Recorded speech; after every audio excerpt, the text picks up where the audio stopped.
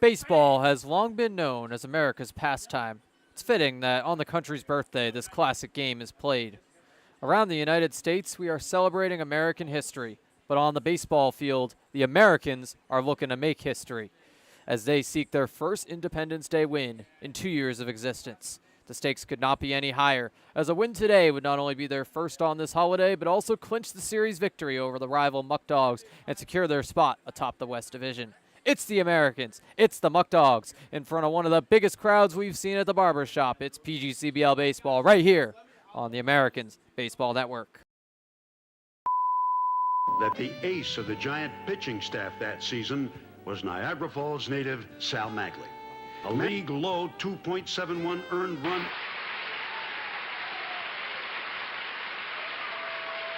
They chose Niagara Falls because of the stadium, because of the history, because they believe in Niagara Falls. Tickets 716-215-6161. And where do you play? We play right at Sal Magley, gorgeous stadium. Set the 1-0 to Boyle. Is hammered to right field. Go, baby, go, baby. Go, Come baby, here, go, fence. Baby. That ball is way out of here.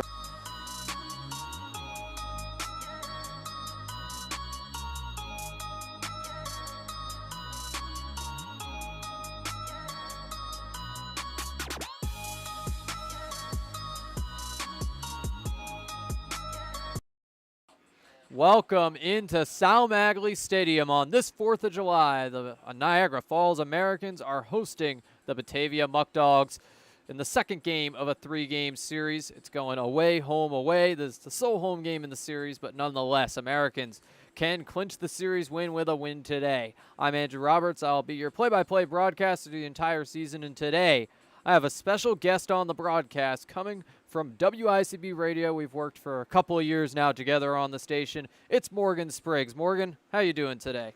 I'm doing fabulous, Andrew.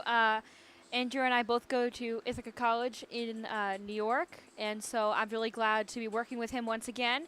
And this is such a huge ball game, and especially on a great holiday, July 4th, Independence Day. The winner gets first place, at least a tie for first place, if they win today. Niagara Falls, with a victory, wins the series, which would be huge for them. The best starter, earned run average-wise, in Bazinet with a 2.59 ERA, goes for the Americans. You're putting your best hitter on the mound in front of one of the best crowds of the year on one of the best days of the summer. There's a lot to look forward to. Yes, I mean, what better way to show the Independence Day spirit than have your whole team American themed? So. Exactly right. I mean, it was red, white, and blue all over the field, and I mean, it's so amazing. It's not just the patriotic sense that I feel. It's a sense that we have a really important game, as the winner of this game is guaranteed at least a tie for first place in the Western Division. I mean, these two rivals have really gone at it, but the Americans have gotten the best of Batavia every single time. The season series is currently held by the Americans in their advantage 3-0. So it could be 4-0 with a win tonight. Yeah, that would at least clinch a season series split for the Americans. These two teams only play 8 times in the regular season. And another interesting storyline here, both starting pitchers are from SUNY Niagara. Keegan Bazinet for the Americans at that school right down the road. Also play at Sal Magley Stadium. And then Eric Woodley for the Batavia Muckdogs, making his first start against these Americans and at a familiar stadium right here at Sal Magley, where he spent his entire spring. Exactly right. I mean, there's 9 SUNY Niagara players on this roster. There is a lot of representation from this school here on the Americans. They just fell short in the junior college or JUCO World Series in the past. And so, you know, you have a lot of talent that's really made some deep runs. And they really, you know, have a lot of history playing together, and that's why this Niagara Falls team that missed the playoffs by 1 game last year, they were 8 games under 500, now they are 9 games over 500. They have had really long winning streaks of 6 and 7 games respectively. When they get hot, they get really hot, and as the weather continues to get hot into July and we're on this great holiday, let's see if the Americans can stay hot. So a problem yesterday, Morgan, I mean, the Americans had plenty of hits. 10 knocks in the game, only able to score 2 runs, both of those runs coming pretty early on, but runners were left on base throughout the game, so that's going to be something to watch for tonight. Yeah, exactly right. When you get these opportunities, you have to knock these batters in. And when I'm looking at some of the players that I think can contribute, Paul Delanto with 19 runs batted in, and Graydon Miller with 16 runs batted in. Look for them in the lineup to really contribute. And the thing is that Delanto's more towards the middle of the lineup as a designated hitter.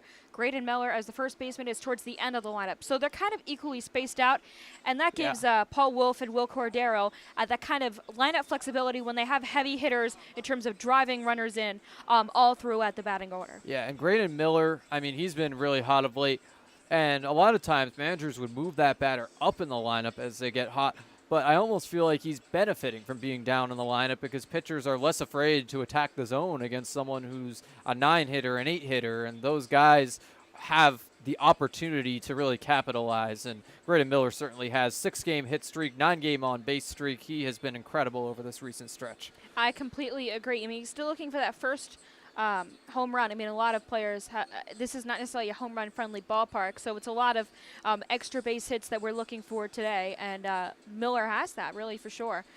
Yeah, Graydon Miller has been excellent all season, but we'll look at a couple things before the game gets started to give you some more context. Let's first take a look at the PGCBL standings. The Americans in first place at 17-8 right now. If they win this series, guaranteed to at least be tied for that headed into the home stretch of this season. Batavia in second at 16-9, 1 game back. They're tied with the Auburn Double Days at 15-8-3. Tarp Skunks hold the last playoff spot as of right now at 15-10. Pioneers and Pilots also knocking on the door, though, and the Red Wings and Ironbacks look to be out of this playoff race, but you never know. Still only a little more than halfway through the season, so lots that could change here, but at the same time, looks to be a very tight 16 playoff race, Morgan. I agree, Andrew. Niagara Falls needs to keep on winning, from what I see. I mean, the Double Days are right on their heels. Batavia, of course, with a win, will take over first place from them. They cannot stay relaxed. And they've had a really, really consistent winning formula this season, right?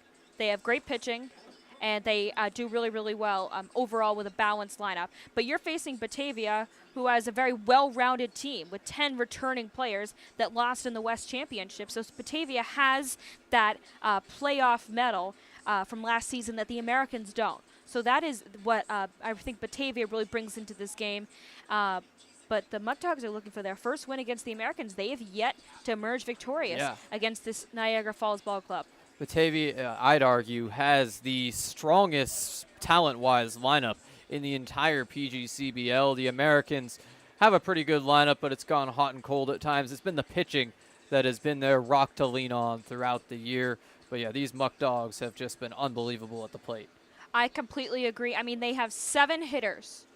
7 hitters in the lineup with 10 or more RBIs.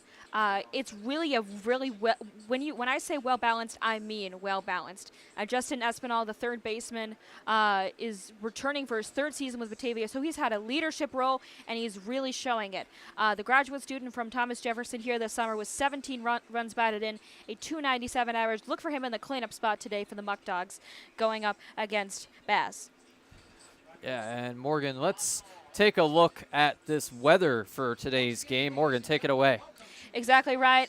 It is 78 degrees and sunny. It is a beautiful July 4th, late afternoon turned evening here at Sal Magley Stadium. And the wind is only a little bit of a factor. It's coming in from the northeast at 4 miles an hour. So we'll see if that is any factor of today's ball game, Andrew. I don't see it much. What I see is a beautiful ball game that will go on as scheduled, 9 or 10 innings. I'm really excited. The weather's absolutely gorgeous. Yeah, it is a great day for baseball here, and I've certainly seen windier days here at this ballpark. Normally, this press box door behind us is slamming shut if it's a really windy day. Today, held back by a chair, but nonetheless, the wind, I don't think, has much of an impact on it. Sometimes that chair will slide right back into the press box. Yeah. Made for some scary moments, but yeah, it's a nice breeze again. Only 4 miles an hour. It's just a really steady breeze that shouldn't be too much of a factor tonight. Definitely, but we'll take a look at the Batavia Muckdogs lineup as they're announced out on the field. It'll be Braden Horton leading off, playing right field. Sean Mindos, the 2-hitter tonight after leading off last night. He's in left. Tyler Castrataro moving up to the 3 spot, playing second. Justin Espinal, the cleanup hitter. Only Muckdog with a home run. Cooper Fesh, the DH after catching last night. James Bolton moving to first base, getting a try over there. Brian Fry at shortstop, batting 7th. Cooper Romick, the catcher tonight, batting 8th. Travis Hammond and Caleb Walker, the speedsters, to round things out and face Keegan Bazinet. Bazinet 3-1 with a 2.59 ERA and 14 strikeouts. Product of SUNY Niagara. One of the best pitchers in this Americans rotation, Morgan. And let's take a look at the defense for Niagara Falls. Here's how they shape up with the leather. In the infield, they'll have Miller at first base, Kiefer at second, Gazaldo at shortstop, and Prey at third. Outfield left to right is Boyle in left field. Moore is in center. Core is in right field. And Past is catching for Bazinet. Pretty typical defensive arrangement for the Americans. A little bit thinner on the roster than it's been most of the season. A lot of recent departures, such as catcher Dalton Harper, such as infielder Brady Bowles. So they've kind of settled into their typical defensive arrangement where they're rotating a little more as those DH and EH slots. Yeah, exactly right, Andrew. I completely agree with that statement. The one major substitution today, Ian Huang getting the day off after a big day in Batavia. He's owned the Muckdogs, 6 hits in 2 games against them, but Connor Kiefer getting a go at second base. He's been very solid at the position as well. 273 hitter, 678 OPS, and he's coming off a monster year over at Alfred State. Yes, Division III, but a 325 hitter, 5 homers, 36 RBIs. An incredible player, just looking to get going here as an American. Yeah, and Connor Kiefer has that defensive flexibility up the middle.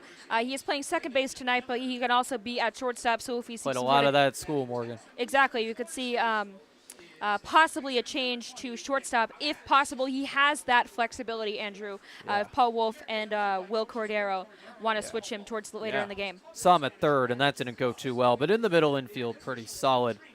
We'll pause in just a moment for the national anthem after Yankee Doodle Dan, the Americans in-arena host, and Apollo the mascot come out to the field for this 4th of July.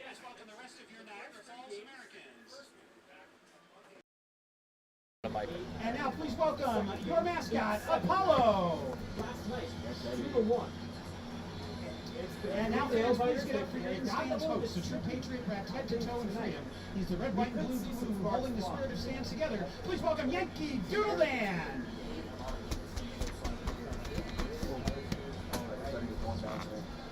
And now fans,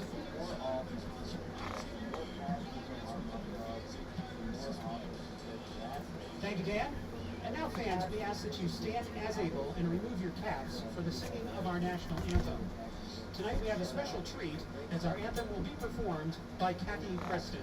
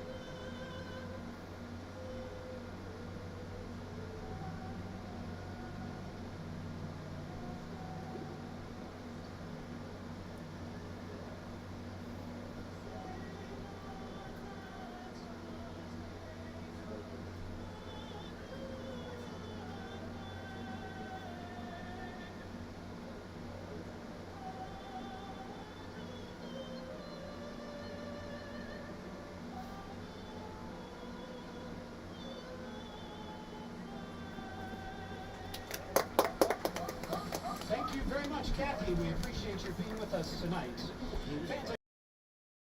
We welcome you back here at Sal Magley Stadium. Andrew Roberts back with Morgan Spriggs. We're going to have a ceremonial first pitch in just a moment. This is long awaited.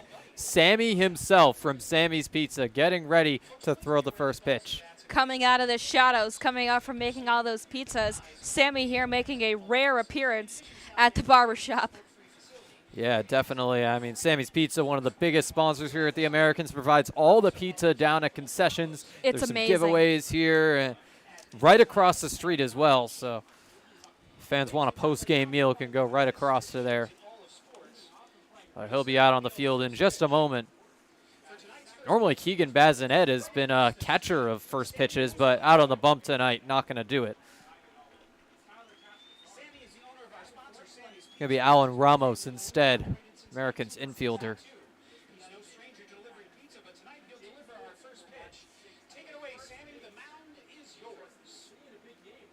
And here he is, the man, the myth, the legend, Sammy Mussolino.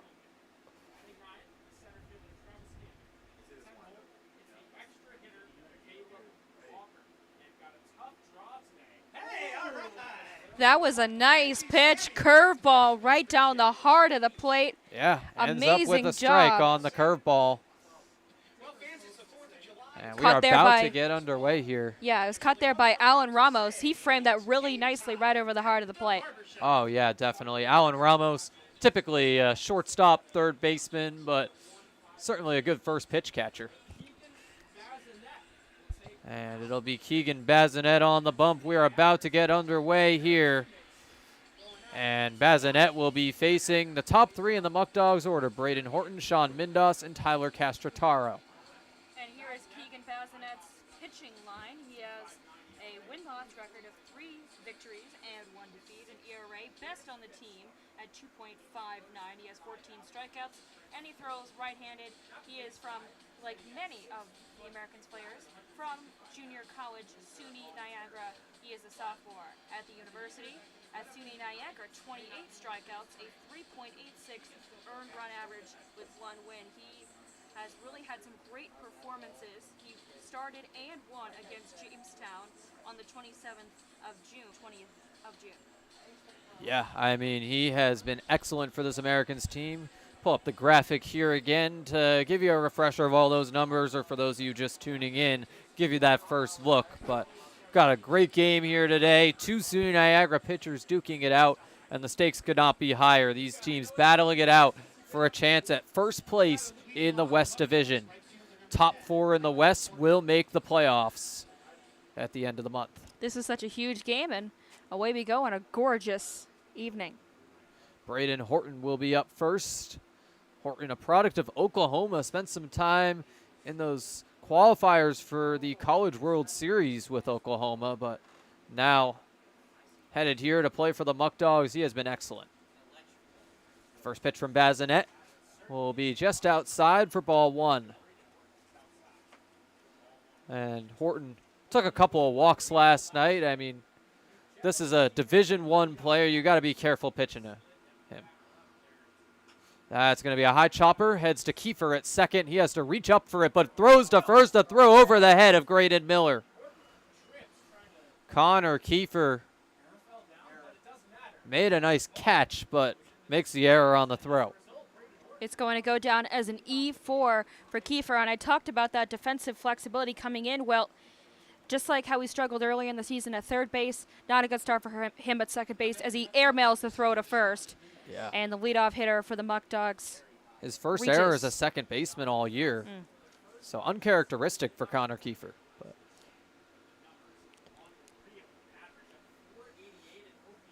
and Bazinet throwing a Mindos. It's going to be low for ball 1 and get past Nick Pass.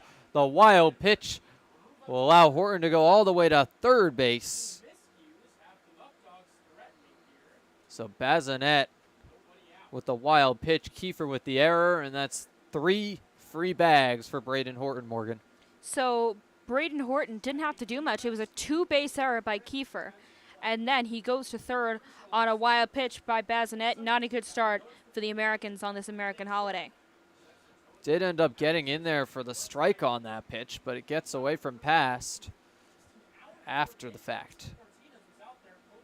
Never mind, it is ball one. My apologies. Scoreboard up there had an error, but that's a ground ball down the left field line for a base hit. Horton going to come in with ease. He is trotting into home. The Muckdogs lead 1-0 early. That's the first hit of the day for Batavia.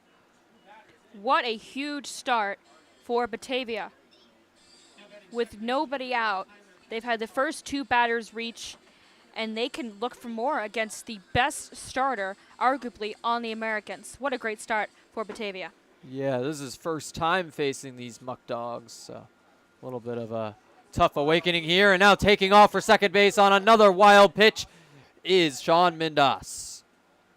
So Mindas, after the single, taking another base. 2 wild pitches by Bazinet through 3 batters. That is not a good start. So it's the self-inflicted mistakes for Niagara Falls. 2 wild pitches and a 2-base error. This has really, really been a tough start for Niagara Falls. Still early, so let's see if they can settle down. Batavia had the early lead in the opener of the season, but the Americans rallied back with a 7-run rally. Now it's 1-1 on the count to Castrotaro. Castrotaro reached base 4 times last night, so another big threat at the plate. Product of Hofstra. Count is even. Bazinet will throw that one low and away to put the count in Castrotaro's favor.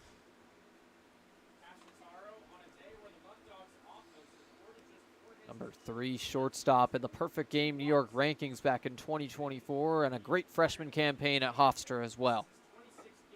Bazinet with the 2-1. It'll drop low and away again. Bazinet looking to avoid his first walk of the day. Already a lot of base runners on for the Muckdogs. Baz. Some early struggles against a great Batavia lineup. Can he rebound in this first inning with nobody out? The 3-1 pitch will get in there for a strike, but count is now full. Bazinet going to need 1 more of those. I think this is a big point early in the game for Bazinet. Can he calm down, get a strikeout, or possibly get an out in another way here on this pitch? I mean, it's 1 out with just Mindas on the base pass. That would be an encouraging end to this at-bat. Typically thrives off soft contact, but instead will walk Castrotaro. So runners on first and second for the Muckdogs. Their first 3 batters have all reached in 3 different ways.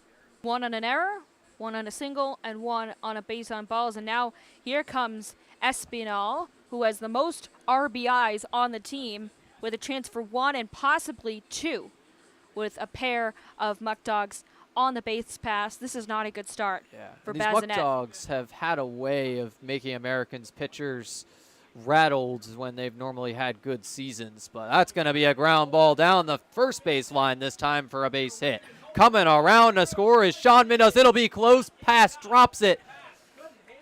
And Batavia now up 2-0. This is out of hand already for these Americans. 18th run batted in for Espinal. He attacked the rattled Bazinet on the first pitch he saw, took advantage, dribbled it through the right field hole to the left of Kiefer. An RBI single. It is 2-0 Muckdogs. You can't imagine a better start. Espinal, a known American killer, has torn up the Americans all season long, and a bunt shown by Cooper Fesh, and he is going to reach first base to load up the bases. Still nobody out on these Muckdogs. 3 hits, 2 runs. This is not a good start for the Americans. I think that is a great approach at the plate for Fesh as a designated hitter, bunting to get on base, because we have clearly seen that the Americans have not been buttoned up defensively. 2 wild pitches and an error on the first at-bat of the game. So why not take advantage, put it in play, and see if the Americans can get it out? They couldn't again. And I like that if they approach. can get an out, 2 runners in scoring position, pretty easy right there. Bazinet going to throw it outside to James Bolton for ball 1. Bases are now juiced with nobody out. This is a big opportunity for James. 35 RBIs in 2 years as a Muckdog. No home runs, but certainly a big RBI chance here. The 1-0 is going to be fouled off to even up the count. And it's clear that the approach for the Muckdogs has been, if they like the first pitch they see, as it's happened the last 2 at-bats, they've swung at the first pitch and gotten a single, they will swing Andrew. Bazinet can't be nibbling around the corners. These hitters are going to take advantage. And now you have the first baseman up with the sacks fluffed. Bazinet usually thrives off of forcing soft contact. That time it'll be a fly ball into center field. Grant Moore backing up. He'll make the grab. So Americans getting a much-needed out, but it'll be a sac fly. Runners coming from second and third. Muckdogs now lead 3-0. The sac fly going to score Castrotaro and advance Espinal. So it's Fesh on first, Espinal on third for Brian Fry. I think Bazinet will totally take a sac fly right in this situation. Trading it out for a run is really one of the better situations for Bazinet. Definitely. That's a pop-up in foul territory. It's going to go well out of play. So an early strike on the new batter, Fry. Recent graduate out of Brockport. Played for the Muckdogs back in 2022, took a 2-year hiatus, and then came back this season. Muckdogs happy to have him. He's been great. The 0-1 with one down is going to be a ground ball picked up by Kiefer at second. Can he make the play this time? It's going to be a double play. Outs at second. Never mind. They're going to say he's safe at first base. Yeah, that was a very, very tough play here for the first baseman, Graydon Miller. That was a double play, but it popped out of his glove. I think that should be an error on Graydon Miller, as it was clearly a play he could have made. If the ball stayed in his glove, that would have been a double play to end the inning. We'll see what the official score is. Yes. But the inning continues, and another run scores. Yeah, we will wait on the official call here. It's going to be a fielder's choice with Cooper Fesh out at second. Now, the ruling there is double play would never be the expectation. If they can get one out, that's expectation. 2 outs is bonus. So no error there on the Americans, but it's strike one on the new batter, Cooper Romick.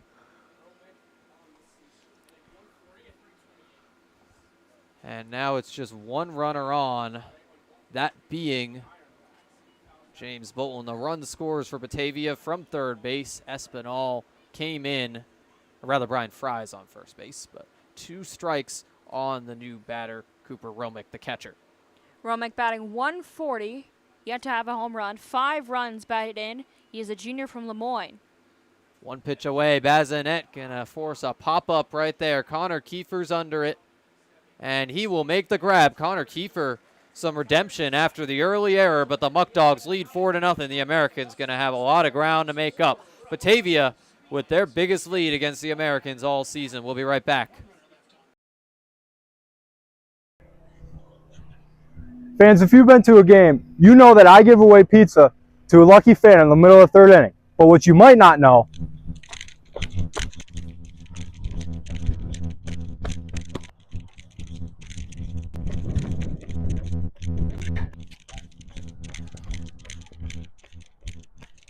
is that Sammy's is located right across the street. They've also been family owned and operated for 3 generations since 1962 and originated the half tray of pizza. But if you're hungry at the game, you can stop by the concession stand and get a slice of Sammy's for yourself.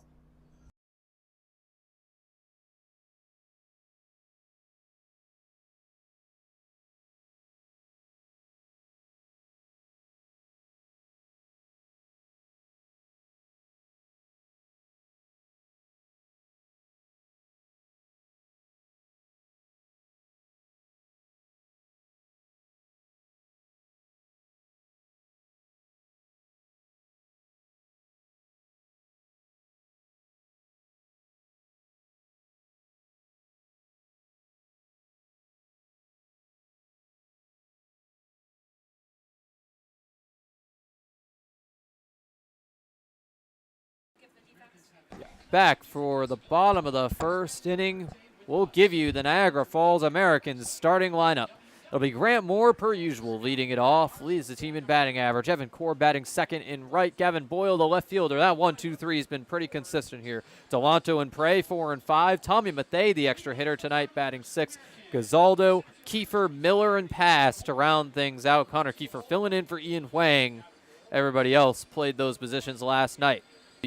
Woodley a 7.56 ERA and 11 strikeouts. Morgan, give us the rest of the Muckdogs defense as Grant Moore's up to bat. Thanks, Andrew. Here's the Batavia defense. First, in the infield, it is Bolton at first, Castrotaro at second base. Espinal is at third, and then Fry is at shortstop right in the middle. In the outfield, we have Mindas in left, Hammond in center, Horton in right. And catching is Romick. Romick catching after Cooper Fesh was at that position last night. The count is even on Grant Moore, who's looking to expand on a 23-game on-base streak. Reached on an error last night to save that.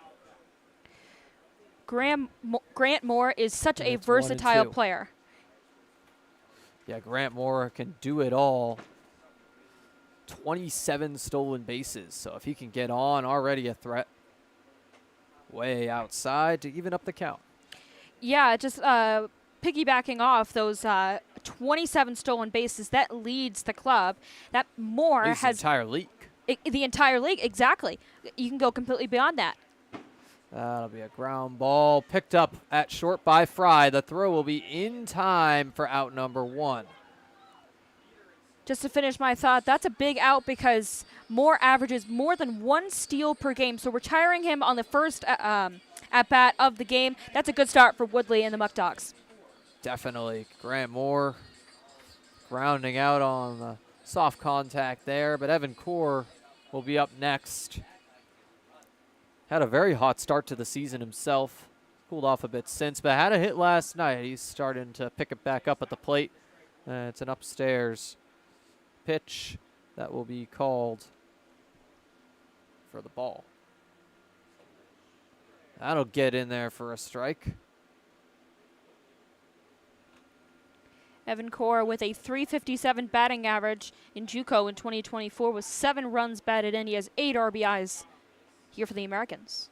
Redshirted his sophomore year and now going to play for year 3 at SUNY Niagara in the fall.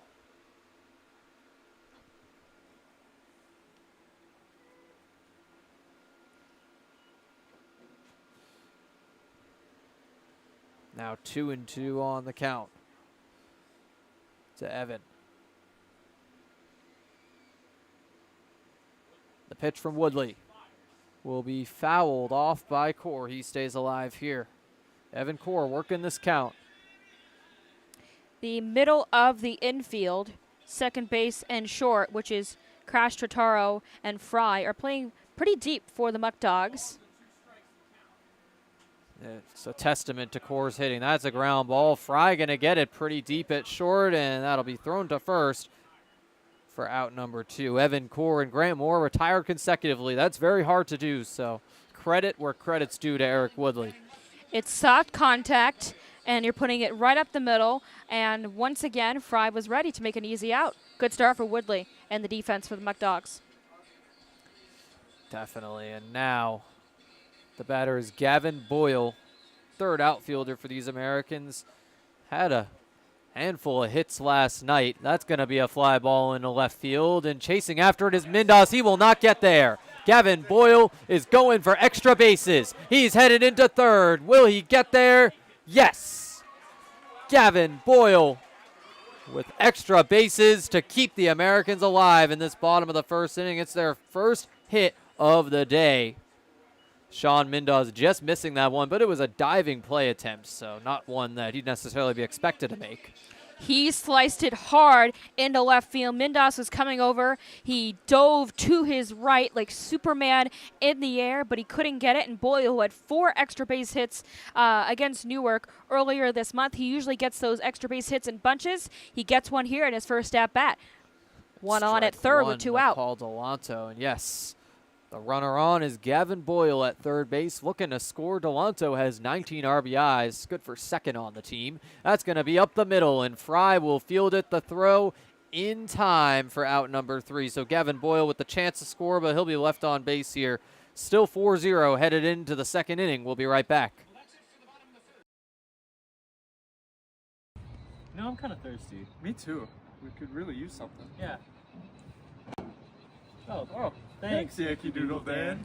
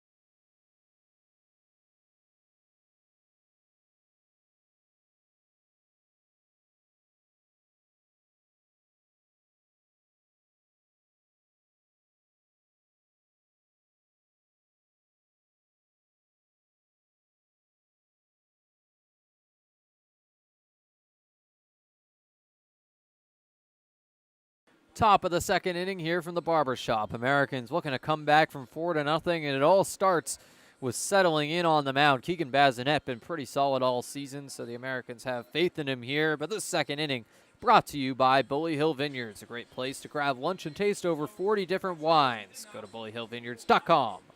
For Andrew Roberts back here with Morgan Spriggs. And Morgan, what do you think Keegan Bazinet needs to do to recover here in the second inning?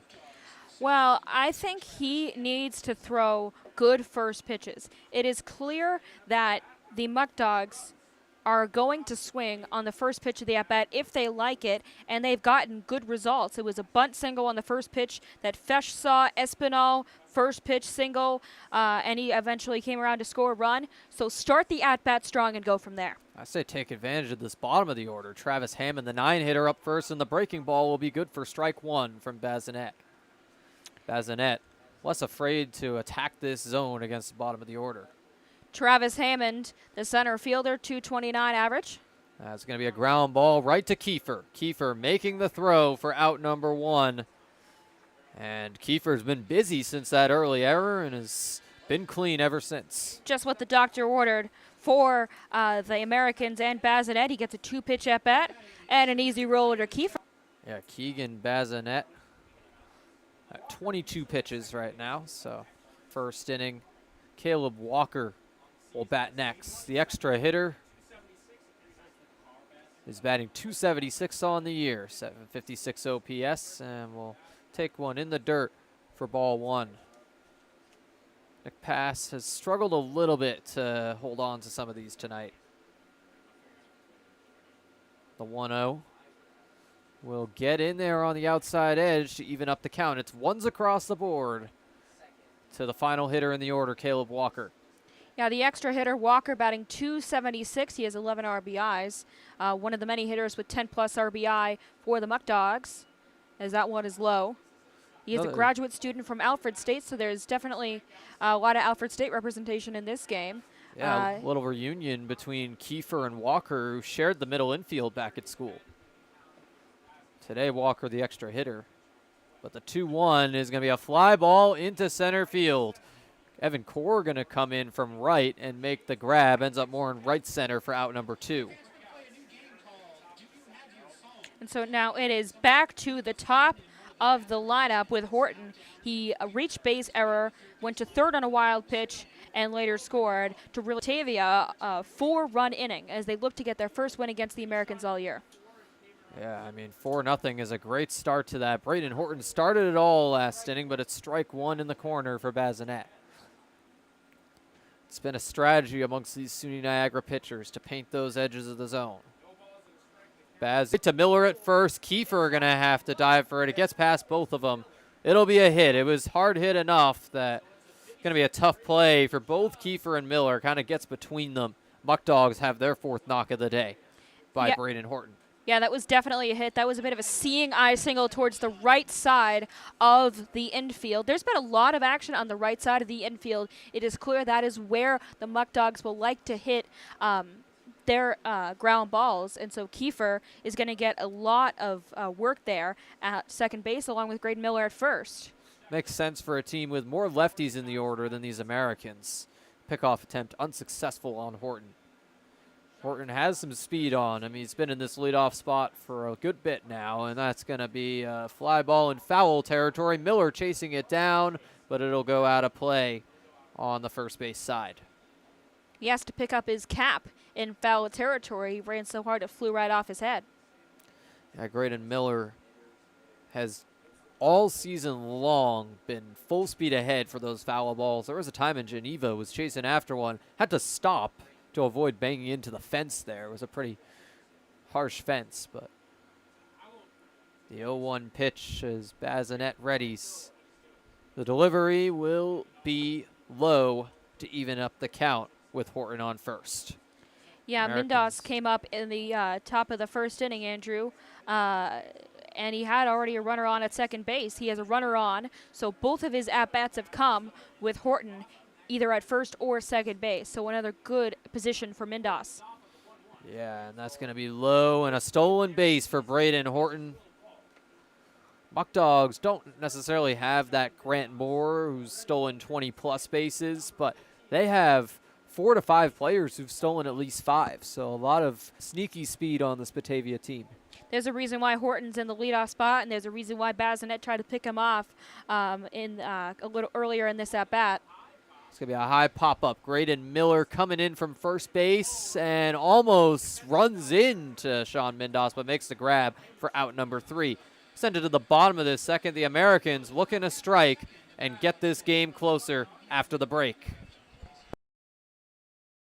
My fellow American fans, my name is Frankie Morris, your social media manager. You can join us all summer long with many promotional nights and tickets just as low as $10.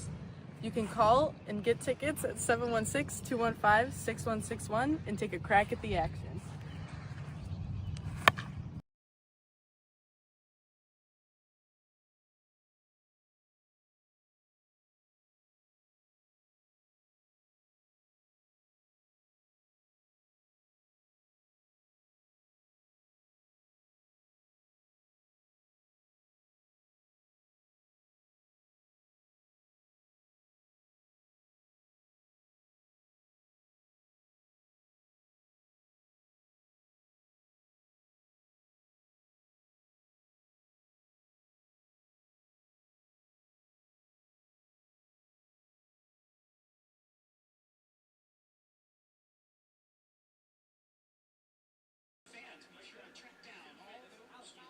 Welcome back to the bottom of the second here on this 4th of July. This season, get yourself the latest Americans gear, hats, t-shirts, sweatshirts, baseballs, and much, much more. Stop by the merchandise stand by concessions. Merchandise stand open at every single home game here at Sal Magley. Leah Fraun running that today. Shout out Leah for her merchandise help as well as help managing the social media here with the Americans. She does it all. Shane Prey, the 340 hitter, will kick things off for the Americans in this bottom of the second. First pitch from Woodley will go inside. Prey going to have to back up for ball 1. Prey is from SUNY Fredonia. He is a senior, bats right. 9 RBI and a home run at his college, Fredonia. Now 2-0. Shane Prey, Fredonia product, now in the transfer portal, and he has had a lot of good stuff to base off from this season. A high chopper up the middle. Fry going to pick it up at short. The throw is in time for out number 1. But Shane Prey, an excellent force at third base and also a great hitter.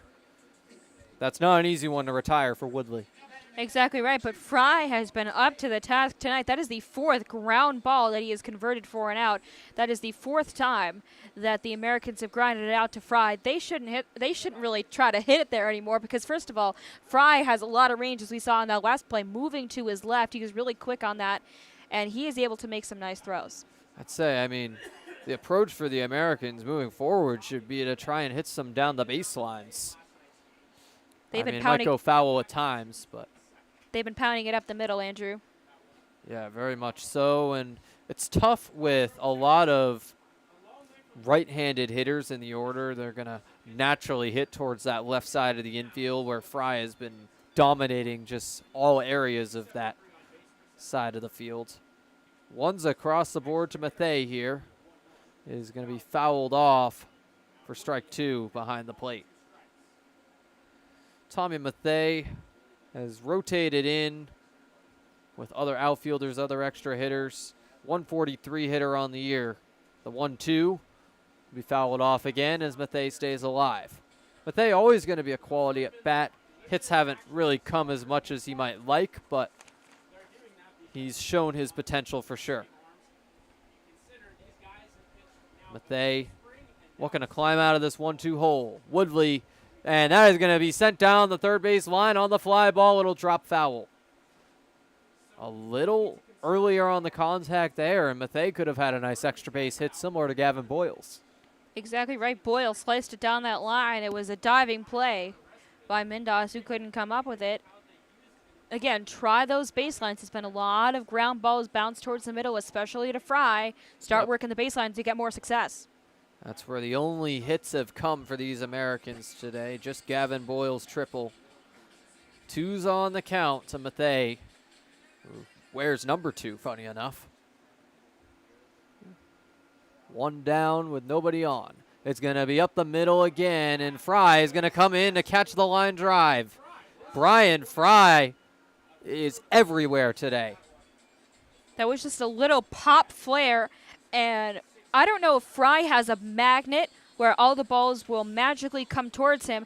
That is the 5th fielded ball and the first catch that he has made this evening. Everything is coming to him, Andrew. I know. It's Chris supernatural. Gazaldo looking to avoid that same fate. I'll be inside. Close shave for ball 1.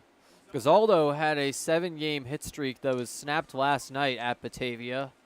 Looking to rebound today. He's had 7 multi-hit games. The 1-0 will be a high chopper to Fry again. What do you know? Brian Fry, but this time the throw's offline, and Chris Gazaldo will get in. I think there was a swipe tag at first base, Andrew. I think what happened is they're going to call Bolton, spun around and applied the tag to the base runner Gazaldo. Fry with a fielded ball. It is incredible how these balls keep coming towards him, but that is the most offline throw that he's made, but the defense backs him up at first base with Bolton. Brian Fry, the MVP so far tonight for Batavia, even though they have 4 runs, none of which by him. But we'll head to the top of the 3rd inning after the break. We'll be right back.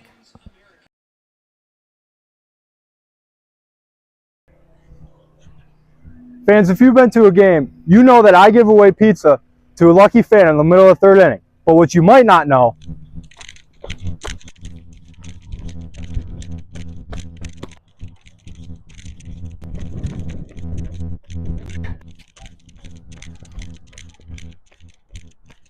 is that Sammy's is located right across the street. They've also been family owned and operated for 3 generations since 1962. They have pizza. But if you're hungry at the game, you can stop by the concession stand and get a slice of Sammy's for yourself.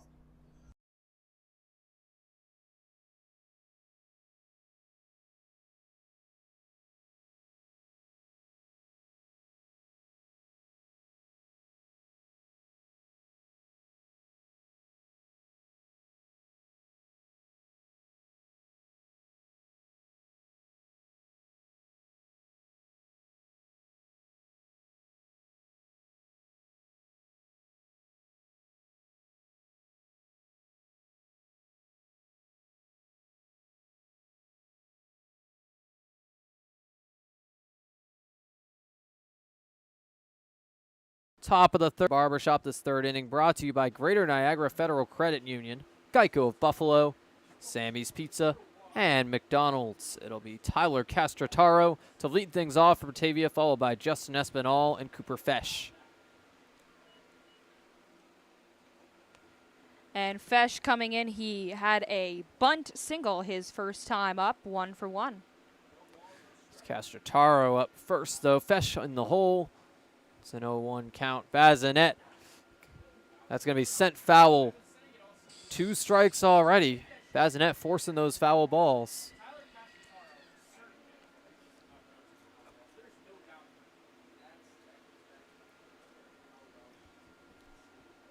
Bazinet. The 0-2 is going to be a ground ball. This time to Gazaldo, the American shortstop. It'll be there for out number 1.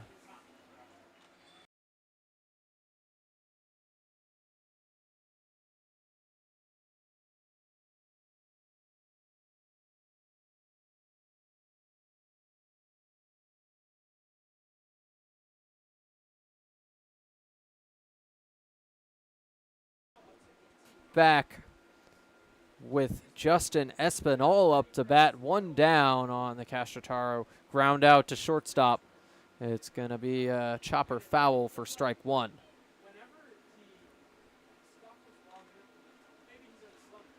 And let's take a look right now at scores around the league. Currently in the top of the 6th, Newark is up on Elmira 4-2. 1 game, 1-2-0. It's going to be up the middle and drops in front of Grant Moore for the base hit. Castrataro has been on fire. It's his 3rd hit in 2 days against these Americans. Cooper Fesh. Rather, that's Espinal, my apologies. Espinal continuing to be an Americans killer. Cacciataro grounding out to start the inning. It's strike one on the new batter, Cooper Fesh. Cooper Fesh singled on a bunt his first time up, 7 RBIs, the left-handed batter, taking outside there. One's across the board to him on the outside bassinet. Fesh comes from Keystone College along with Sean Mindas. Mindas, a second-year Muckdog, bringing his teammate this time around. Bassinet. That's going to be sent foul. So Espinal is 2 for 2 now today. And Bassinet, had a couple of knocks last night as well. And Bassinet is looking for his first strikeout. A 1-2 count now. Bassinet checks over at first base, now delivers. So another foul ball.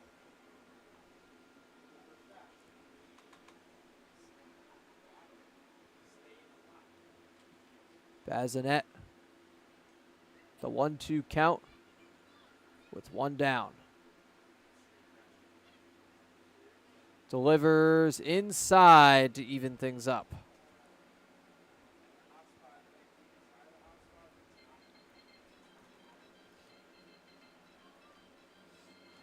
Fesh, an 819 OPS this season. Headed into the day. 1 for 1 today. It's another foul ball. He stays alive here. He's really working this count, Morgan. This will be the 7th pitch of this at-bat. It is now the longest at-bat for a Muckdog hitter this game. The longest previously was Cacciataro, who had 6 pitches before his walk. Bassinet known for avoiding those and gets the swing and miss for strike 3 right there. It's 2 down on these Muckdogs with just the sole runner Espinal on first base. Ring him up, Bassinet with the strikeout, his first strikeout, and for a pitcher that really has had a lot of contact, a lot of ground balls so far in this game, it's huge to get a K here and not have to stress your defense more. Number 15 of the year, and now it's James Bolton. And a cut, check swing. They will say he went for strike 1. Bolton, James Bolton, entering his second season with Batavia, batted .380 in 2024, so he's one of their best hitters. Bond reference I hear, Morgan? It was not intentional, but now that you think about it, now that I think about it, I think you may be right. 1-1 on the count. Bolton, James Bolton. And Bolton comes from Cortland, who is a rival of Ithaca. They have a really good sports program overall. He is a senior there, and he bats right. A lot of Ithaca interns here in the PGCBL, but not many Ithaca players. The only one in the West Division is Ben Ruth for the Double Days. Cortland has more. Foul ball to make it 2s across the board. Also a couple Cortland interns here with the Americans. Our scorer, Riley Drew Cross, and one of our box office managers, Roland Snyder. So no Cortland players on the Americans, but plenty on the opposing teams. And that'll be a grounder. Gets past Kiefer for the base hit. Runners on first and second. James Bolton, an excellent 2024 and now getting going here in 2025. On the night, James Bolton will walk, or rather a sac fly, excuse me, and a hit. Bolton with his this is the second hit for the Americans in the 3rd inning. This is another time that Kiefer had to dive and tried to make an attempt on a batted ball in this game. I'm talking about the seeing eye single that went into right field that got past both the first and second baseman. Another time that he almost got a batted ball but couldn't. And it almost feels like the way that Brian Fry has been for Batavia tonight, Connor Kiefer has been for the Americans. The problem is just hasn't made some of those plays the same way Brian has. Yeah, Kiefer started with an error. Fry has literally had every single defensive play. I'm joking a little bit, but he's had so many. It's going to be a pop-up into the shallow outfield, and Gazaldo sliding, but it's in foul territory. He drops it. And they will say that it's fair, as he was in fair territory when he started to get a hold of it. A run will score. It's 5-0 Muckdogs. Chris Gazaldo with the chance for an incredible play. Instead, it's runners on second and third and a Muckdog 5-0 lead. I think for Gazaldo, I think he should have seeded that play in terms of catching that ball for the out to one of his fielders that was more near the play. He ran really, really fast to try and get that ball and try and make that play and slide for the out. He almost made it. I think Gazaldo racing after it means he had a little more trouble catching that ball, and that led to the drop. Brian Fry, his first hit of the day, gets a double on that. And now it is going to be Cooper Romick up to bat with the even count. And Cooper Romick, a catcher from Lemoyne. The Americans had one of those to start the year in Robert Wagren, but this catching unit has been whittled down from 7 catchers to start the year. Wow. And it's going to be a high chopper. Shane Prey, where will he throw? He throws to first, and it's going to be in time for out number 3. The Americans give up a run, but here after a 4-run first inning, we'll send it to the bottom of the inning after the break. You know, I'm kind of thirsty. Me too. We could really use something. Yeah. Oh, thanks, Yankee Doodle Dan.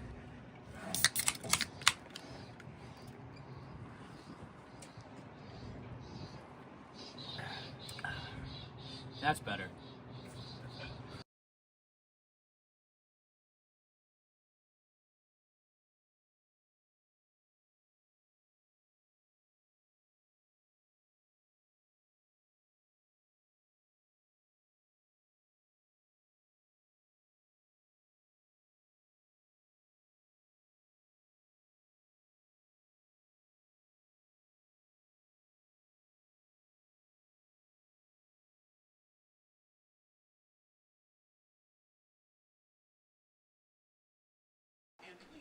Bottom of the order coming up with Kiefer, Miller, and Past. But first, I want to remind you about season tickets. Did you know American season tickets are just $99? Come be a part of the fun this summer at Sal Magley Stadium. Stop by the concession stands and pick up your season tickets today to be part of this historic season at Niagara Falls. Andrew, take it away.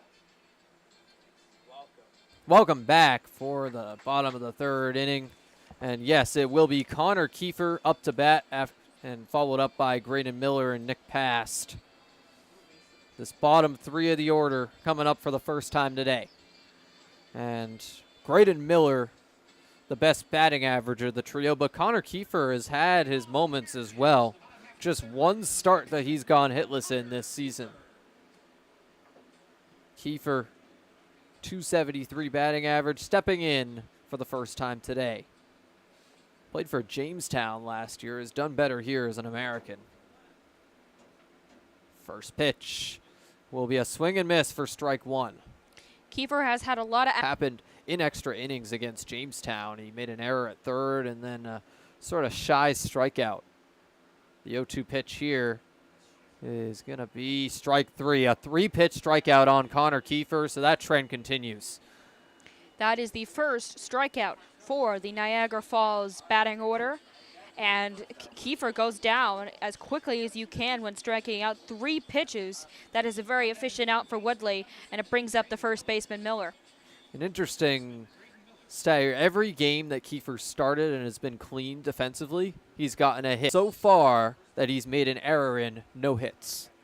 So striking difference between exactly those right. 2 types of games. It's 0-1 to Graydon Miller. Miller from Division II Drury. He is a senior, bats right. That'll be a line drive into right field for the base hit. Graydon Miller once again taking advantage of his low spot in the batting order. American with a knock today after Gavin Boyle. Those are both of the returning players in this Americans order. They had a couple others to start the year that have since departed. Jake Collins, Dalton Harper. But Boyle and Miller in their second year. Nick Past up next.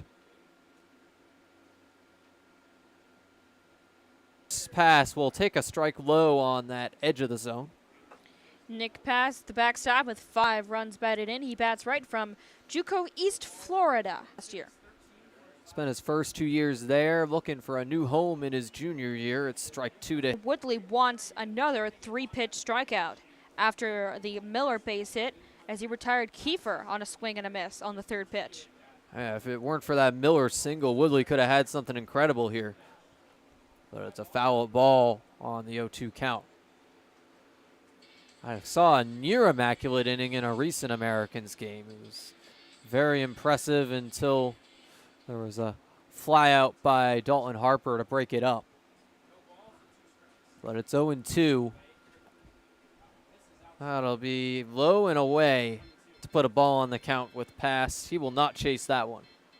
The Americans, if Pass gets on, you have Moore and maybe Core coming up with 2 on and just 1 out the top of your order. With 2 runners on base, down 5-0, that would be a really, really good position. Especially Graham Moore. That's a line drive into right field. It's going to drop again for a base hit. Nick Pass with the 2nd consecutive hit for these Americans. They're looking to get something going in this bottom of the 3rd after 2 clean innings by Woodley to start off. And just what I said, 2 on with just 1 out for your leadoff hitter. Moore, he grounded out to Fry, who has seemingly gotten every ground ball to him. But there's been a couple of hits here in this inning. We'll see if Moore can make contact and actually get on the boards hits-wise and see if the Americans can get on the board because of that. Yeah, Morgan, you called it, and now Grant Moore has 2 runners on for his 2nd time up. The stakes even higher for him to record his first hit of the day. He's had a hit in all but 2 games this season. It's going to be outside for ball 1 on Grant Moore. Moore is a decorated player this year in terms of awards. He was the PGCBL West Player of the Week in Week 1, and he leads the team in most offensive categories. Also leads the league in a lot of offensive categories. Could be an MVP campaign. It's a ground ball right to Fry again. Fry the magnet will turn 1 out, but the double play attempt unsuccessful. It's runners on the corners with 2 outs for Evan Core. So it's a fielder's choice hit into by Grant Moore, but I appreciate the play he made down the first baseline. He could have easily, said that, oh, I'm going to turn a double play. I'm just going to slow down here. But no, he kept running, and he kept the inning alive. So 2 out, runners on the corners. If it was a double play that Fry turned there, that means that the first and second with 1 out threat would have been completely erased with 1 ground ball. Instead, the speed of Moore. You saw that with the stolen base, and now you see it again with the base running. His speed pays off. Gets on base for the 24th straight game. That's gone all season. And it'll be an outside ball 1 to Evan Core. Grant Moore, and you make a good point with him beating that out. Once he gets on base, he's automatically a threat to steal. So there's a good situation for the Americans to be in with 2 balls on the count to Core. Core grounded out to Fry, as did everybody. His first time up, it was a 6-pitch at-bat. If Grant Moore steals here, it puts a 2nd runner in scoring position for Core. That's going to be chopped foul for strike 1. I don't mind that swing with 2 balls on the count, Morgan. I completely agree. See if you can get a good pitch from Woodley. He really hasn't had many, complete meatballs thrown over the plate. He's only given up 1 extra base hit, that triple to Boyle in the first. Boyle is on deck, so Core looking to reach base here. That'll get in there to even up the count. 2s across the board. Americans have already stranded 1 runner on base. They don't want to do that again in this inning. 2 runners on this time, including Grant Moore. Core has a chance for his 9th RBI, Andrew. Definitely. And that'll be another high chopper foul. Evan Core extending the at-bat. But to continue my thought, Graydon Miller, the lead runner. Grant Moore looking to advance.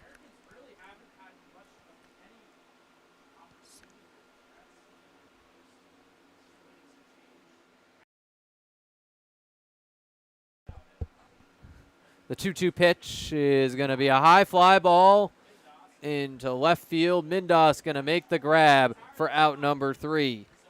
So Sean Mindas with the catch in his glove to end this and strand 2 more Americans on base. We'll send it to the 4th inning after the break. My fellow American fans, my name is Frankie Morris, your social media manager. You can join us all summer long with many promotional nights and tickets just as low as $10. You can call and get tickets at 716-215-6161 and take a crack at the action.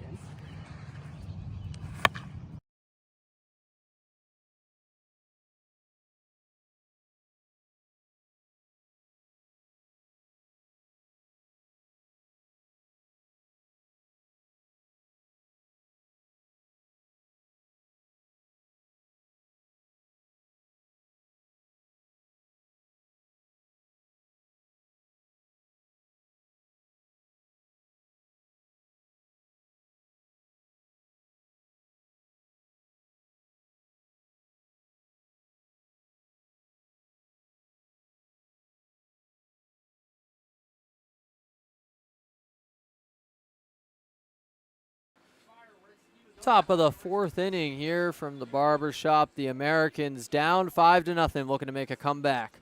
This top of the fourth brought to you by the International Brotherhood of Electrical Workers, Local 237, by Johnny Ryan, and by Coca-Cola. Get all your Coke beverages down at concessions. Andrew Roberts back here with Morgan Spriggs as the Muckdogs are back up to face Keegan Bazinet in a fourth inning of work. And Bazinet is about to go through his third time in the lineup. It is Hammond, Walker, and then back to the top with Horton. And he has really been worked in terms of usage tonight compared to Woodley. He has thrown 55 pitches. That is 11 more than Woodley, and he's faced 6 more batters than his opposing pitcher. So we're going to see how effective Bazinet is as we get to the third time in the order. Let's see if he is as effective or even better as he was in the first 2 times. It's 0-1 here to Travis Hammond on the foul ball. This is the same trio of batters that started off the second inning for the Muckdogs. And it'll be a bunt by Hammond. It drops foul for strike 2. So he can't bunt anymore. Well, I mean, I guess he could, but if he fouled it off, he would be out on a foul bunt third strike. So I don't know if he is going to try and bunt here. Exactly right. We've already had one bunt attempt that was successful for Fesh. That came in the first inning. So small ball is a real factor in the Batavia plans tonight, and it's worked. The 0-2 is going to be grounded to Chris Gazaldo. The throw to first in time for out number 1. But yes, Batavia using that bunting to their advantage.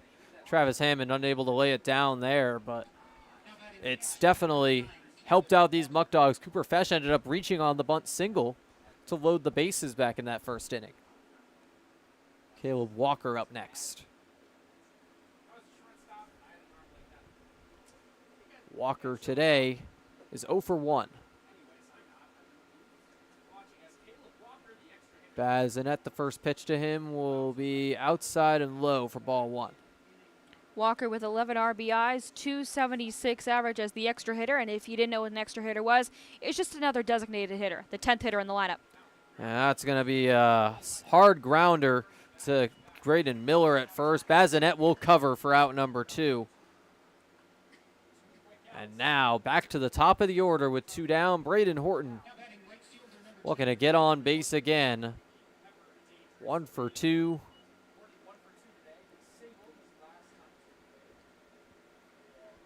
Had a hit last time up. The Oklahoma product, one of the most dangerous hitters in this lineup. First pitch will be in there on the far outside corner for strike 1. He is the first hitter in this game to have his third at bat. It comes with 2 out in the bottom of the 4th inning. He's already had a single. He's already stolen a base. He's been very active in this game. Let's see if he can have a 2-out threat here. It's in the dirt for ball 1. Horton, also a frequent walker on this team. Braden Horton, 16 walks on the year headed into today. And a quick meeting between Nick Pass and Keegan Bazinet. What do you think the discussion is here, Morgan?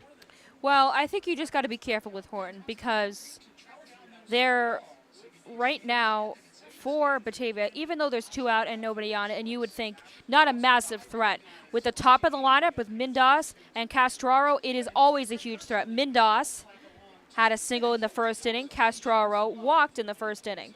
So both of these batters coming up after Horton are big threats to get on base. So what I would say is don't relax with Horton. Don't relax at all. Definitely Finish him. not. But instead, Bazinet will hit him.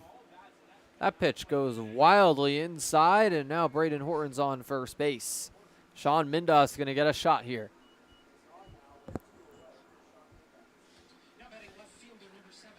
And Morgan Bazinet can't hear you, is what I'm seeing. I'm sorry, Andrew. I'm just laughing at my leg. The SpongeBob meme coming over the loudspeakers after the hit by pitch. Listen, I hope Horton's okay for sure, but that was funny. That got me. I'm sorry. I mean, our DJ Avery vote always pulling out the punches. That was great. Well done, Avery. Well done. And Sean Mindos up next. Bazinet gonna send it down the pike for strike one. A little bit to the outside part of the plate, but still well in that strike zone. Mindos 1 for 2 with a single. That'll be a fly ball into shallow center. Grant Moore is there, as is Gazaldo, but Moore makes the grab for out number 3. It'll be the bottom of the 4th inning. After the break, Muckdogs still lead 5-zip.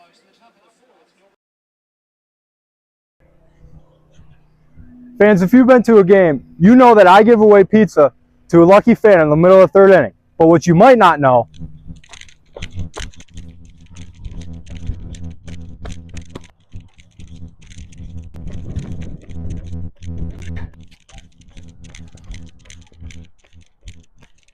is that Sammy's is located right across the street. They've also been family owned and operated for 3 generations since 1962 and originated the half tray of pizza.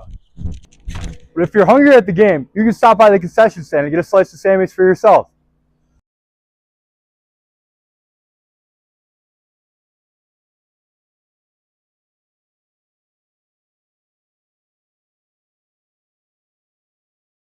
To the bottom of the 4th we go, and this season you can connect with the Americans like never before with exclusive content on our social media platforms. Make sure you follow us on Facebook, Instagram, TikTok, and Twitter. The American social media pages up and running thanks to our social media managers, Frankie Morris and Leah Fraun. Thank you to the both of them for keeping them up and running day in and day out. But in this bottom of the 4th, Muckdogs leading 5-0. The Americans looking to strike, and they have their only batter who's had an extra base hit today up first. It's Gavin Boyle. And Boyle coming up right after the 3rd inning, in which Miller and Pass had back-to-back singles. And though the Americans couldn't score in that 3rd inning, maybe I don't want to say cursed, but the daunting 3rd inning came and what the Americans were left off the score.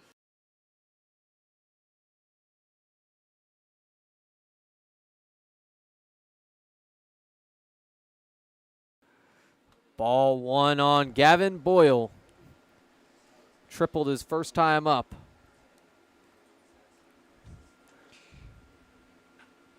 And that's going to be a high fly ball into deep right field. It's going back, similar spot to last one. It's his 2nd home run of the season. Gavin Boyle, 2 home runs in a week. The Americans are on the board. Gavin Boyle strikes again. Look at him go. His 6th home run in 2 years as an American.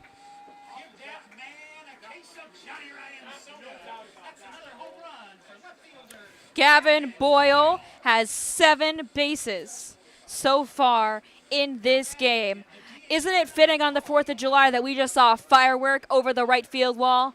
Home run Boyle, and that is a huge spark offensively for Niagara Falls. Oh, definitely. And Paul Delanto up next has a home run of his own this season. But Gavin Boyle, his 8th RBI, knocks himself in on the 2nd home run of the season. And he will get some Johnny Ryan. Johnny Ryan giving a free case of soda to every single Americans player who hits a home run at Sal Magley this season. So Gavin Boyle getting his for the 2nd time. Johnny Ryan proud to represent their hometown team, but It's 2-1 to Delanto now. Delanto grounded out to Fry his first time up on a 2-pitch at bat. Rather 1-2. So let's see what he can do with 2 strikes.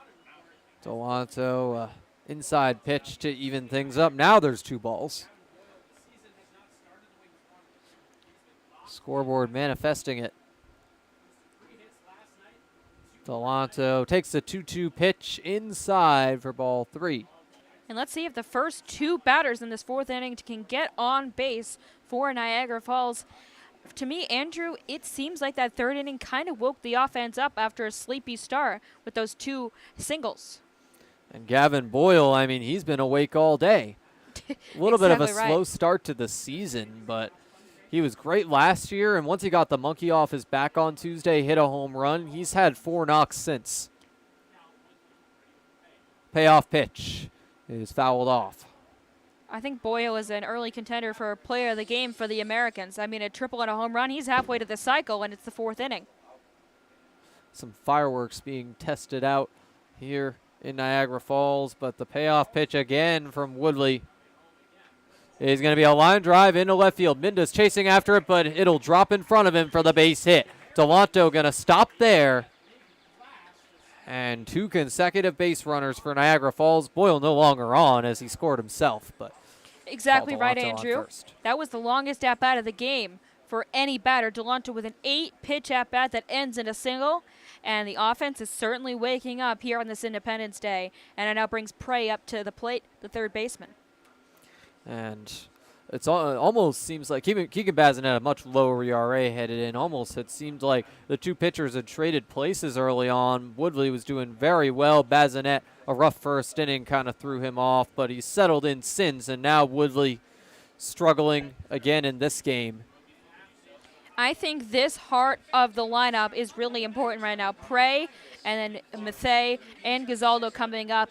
They batted in the 2nd inning, and it was 1-2-3 with all 3 outs being made by Fry at shortstop. So I want to see in the 2nd time around what these 3 hitters can do as we have a mound conference here. So, Andrew, what are you seeing so far here overall for the Americans?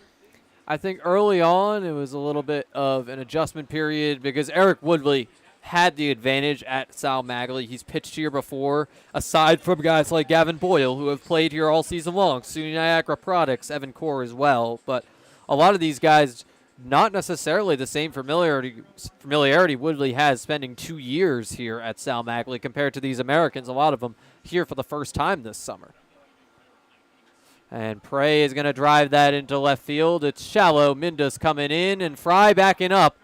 Fry the Magnet makes another catch for out number 1. Fry with another play made. And he read it really well as the left fielder Mindas was playing pretty deep, had to race in, and calling off the play was Fry. That is nice defensive collaboration for the Muckdogs in that play. Yeah, Brian Fry says he's got it in the end. And I love how we have a nickname for Fry within 4 innings of this broadcast. It makes Never sense, heard though. before. It makes sense.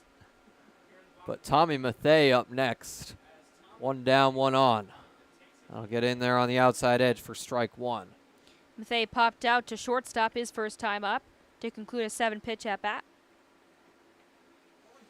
The 0-1 count on him. A lot of these guys, when they're on, they are really on, especially in this middle of the order for the Americans. Not as much Tommy Mathey, a little bit more of a consistent bat, but Prey and Gazaldo, a lot of multi-hit games this year, and then there's periods where their bats go a lot colder. So it's really, those hits come in bunches for those 2. It's going to be an outside ball 2 to put the count in Mathey's favor. He's 0 for 1 tonight.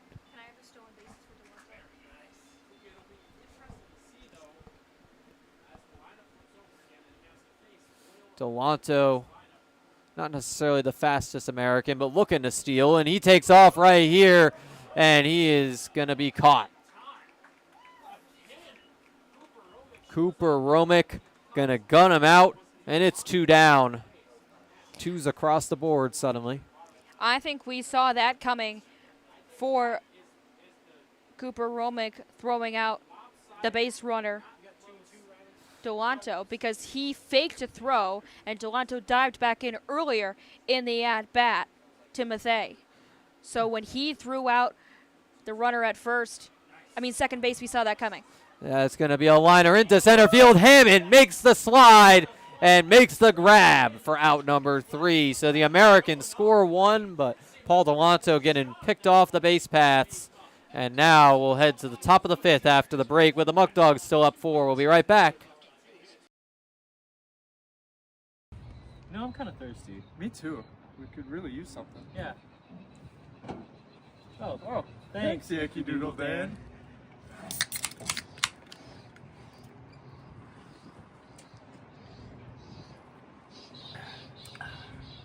That's better.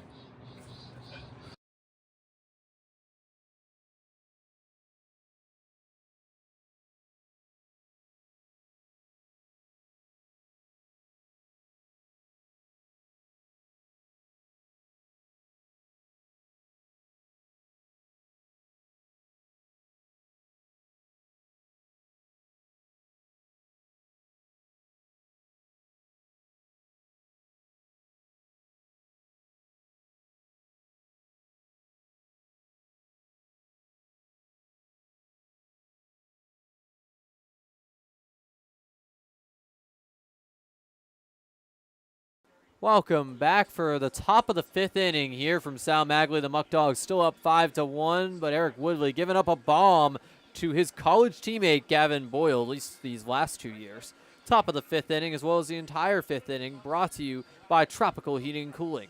Call 716-870-0753 for expert service. And a look around the PGCBL, the Pioneers up 7-5 on the Pilots in Game 2. They lost Game 1 2-0. And then the Red Wings 13-0 over the Doubledays. That's a team that's in 7th place right now, but for some reason, Auburn, a little bit inconsistent. They have been so hot and cold against this Geneva team. As I mentioned pregame, the Doubledays right on the tails of both Batavia and Niagara Falls in the standing, just a game behind, but losing 13-0 at their home stadium in the top of the 3rd. That's got to be pretty tough for Auburn to take, but pretty good for both of these ball clubs. Yeah, this just raises the stakes even higher for this series, but when it comes to Auburn, some of their pitchers just aren't up to snuff with the top few in their rotation, and that's led to some tough losses in between the big wins. Tyler Castrotaro will kick things off for the Muckdogs. Takes strike 1 on the breaking ball.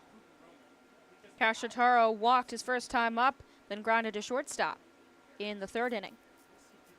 3rd at-bat for him as Bazinet continues through the order once again.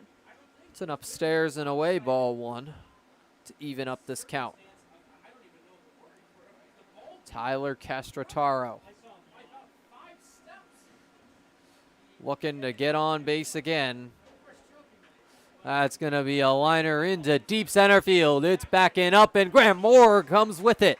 Out number 1, Graham Moore, some great range out in center field. He's shown it all season. Not necessarily the flashiest of flashy plays for Graham Moore, but he makes some tough plays out there in center field. Graham Moore was racing back. His back was partially to the play. He was looking over his shoulder, and he extended his glove in the air exactly where the ball was going to fly right into his mitt. That was a great play by Moore and a great defensive start to the inning for the Americans. Graham Moore does everything you need him to do as a center fielder. Just a rock out there all season long for these Americans. Bazinet forces the check swing and the strike for the batter Espinal. Espinal, the American killer, 2 for 2 today. They put him in this cleanup spot for a reason. It's a foul ball for strike 2. This is a big hitter for Bazinet to get out here. Not only has he had 2 singles, but he's come around to score both times. So when Espinal gets on base, usually good things continue to happen for the Muckdogs. Let's see what he can do on an 0-2 count. We'll see right here. Bazinet delivers. It's outside for ball 1. Presumably trying to see if Espinal would chase before throwing closer to the zone. Here's the 1-2. It's a swing and miss for the second strikeout of the day by Bazinet. Keegan Bazinet with a nice at bat against Justin Espinal right there. Espinal had not been retired by these Americans yet today. Strikes out at the mercy of Keegan. That is a huge strikeout for Bazinet. And now with 2 down in the 5th, he is looking for a clean inning. That was the longest at-bat Espinal had. He usually made contact early in the at-bat. This time he doesn't. Line drive into center. Grant Moore is there for out number 3. Running for that one. He makes the grab. And Muckdogs started off this game 4-0. It's just 1 run apiece since as we head to the bottom of the 5th. We'll be right back.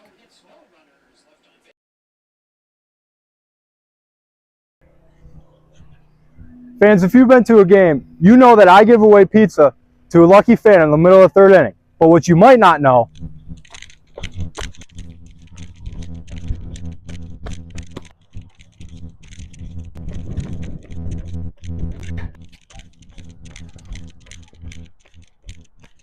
is that Sammy's is located right across the street. They've also been family owned and operated for 3 generations since 1962 and originated the half tray of pizza. But if you're hungry at the game, you can stop by the concession stand and get a slice of Sammy's for yourself.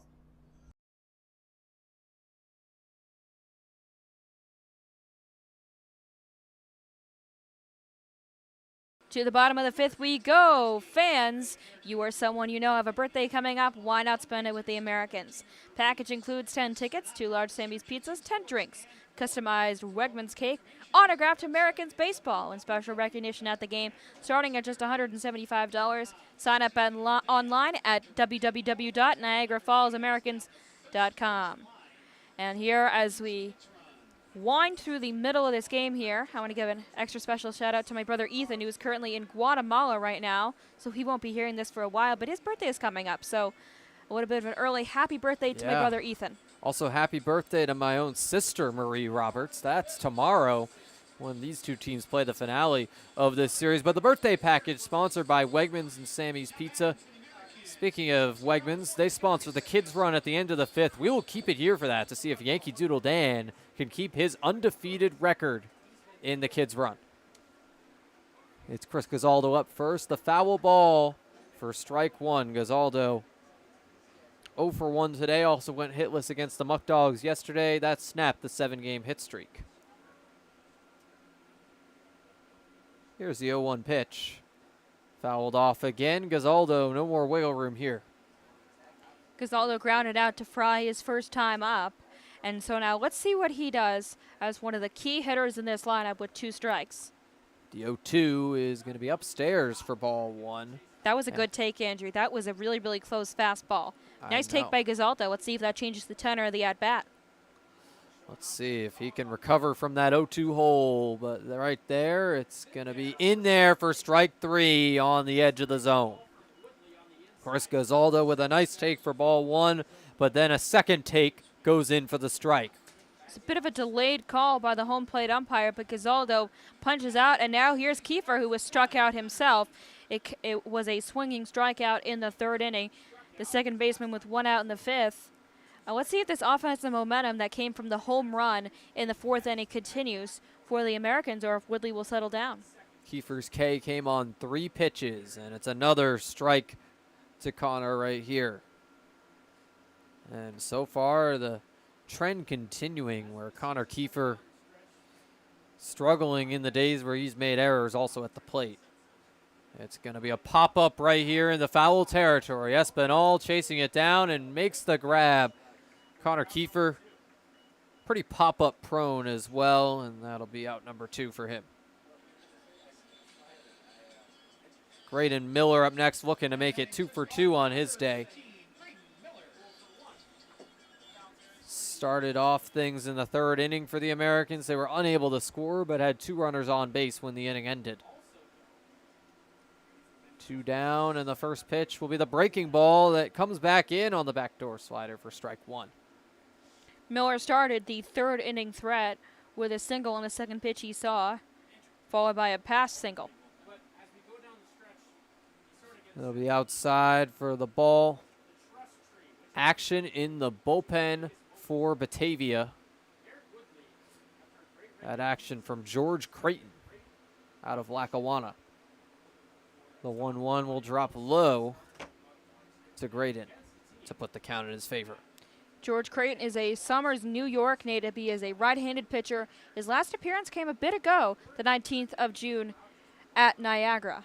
That'll be up the middle by Miller. The fly ball in the center. It'll be caught by Hammond for out number 3. 1-2-3 inning for these Americans, and we will see if that's it for Woodley after 5 strong innings of 1-run ball.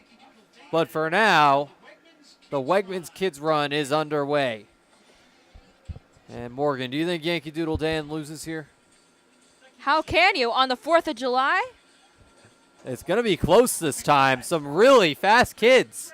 He is currently in first place, speeding around It's second. really It'll close. be close. Oh my goodness, Yankee Doodle Dan with a slide. He's undefeated in his closest competition of the season. Call it the Kentucky Derby. He won it by a hair right there, Andrew. Oh yeah, photo finish. That was incredible. That is how you Doodle do Dan. it on the 4th of July, Andrew. The Americans, Yankee Doodle Dan, winning it. It's a That's true amazing. patriot out on the field right there. But this 6th inning is brought to you by Niagara County Legislator Chris Robins, by Labor's Local 91, and by Wegmans, the proud sponsor of the Kids Run. Brady Toney will come in for Keegan Bazinet. Morgan, why don't you give us more on Brady? I would love to, Andrew. He is a right-handed pitcher wearing number 34. He comes from a Division I school, Mount St. Mary's, currently a sophomore. He recorded a save in his first game as an American. His last appearance was 1 inning against Elmira on the 29th of June. 2 saves, 10 strikeouts for him. This is not a save opportunity, but trying to keep the game right where it is, a 4-run game that is very attainable for the Americans right now, Andrew. Yeah. And what do you assess the performance for Bazinet?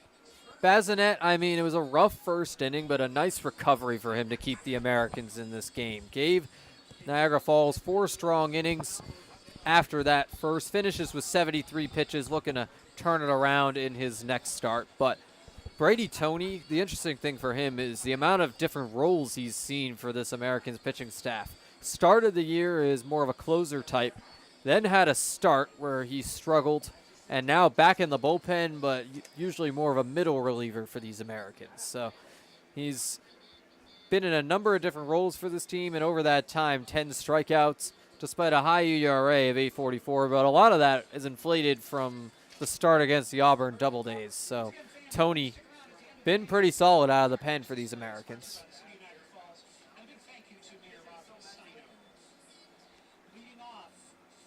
And for Batavia, it'll be James Bolton up first. Bolton on the day. He is 1 for 1 with a sac fly. Product of Cortland. Bolton, James Bolton, as we like to say. Exactly right, Andrew. Bolton singled in his lone at-bat of the game. Also has a run batted in. It's a low ball, 1 outside. Brady Toney looking to start off his day on a high note. That'll bounce in the dirt. 2 consecutive balls by Brady to kick things off.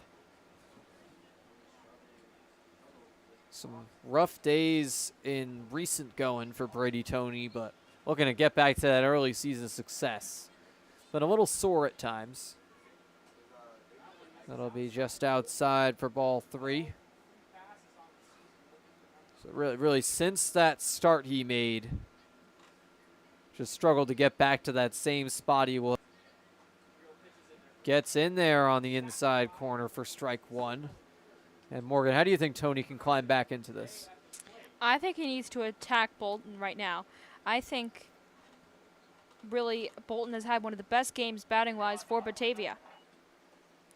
It's 3-2 as Brady Toney is going with the strategy of painting that inside corner. 1 more of those, and it's a strikeout for Brady. It'll be instead a low ball 4. Bolton gets on base for the second time today. The only time he was retired was a sac fly, so did not even count against his batting average. That is a second walk for Batavia batters. The other one was Crash Trotaro in the first inning. And it'll be Brian Fry up next. Fry 1 for 2. A strange double that was dropped by Gazaldo on the attempt for a leaping play by him. An outside ball 1 to Brian. Let's keep an eye right now on Brady Tony's control, because he started 3-0 to Bolton, eventually battled back to a full count, and now 1-0 on Fry. Let's see if this control has an impact on his game. It's a foul ball to even up the count, so Tony some better control there and forcing contact in foul territory.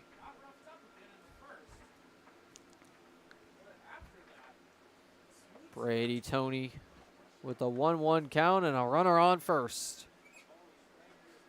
It's going to be a pop-up foul to put the count in Tony's favor with Bolton on base.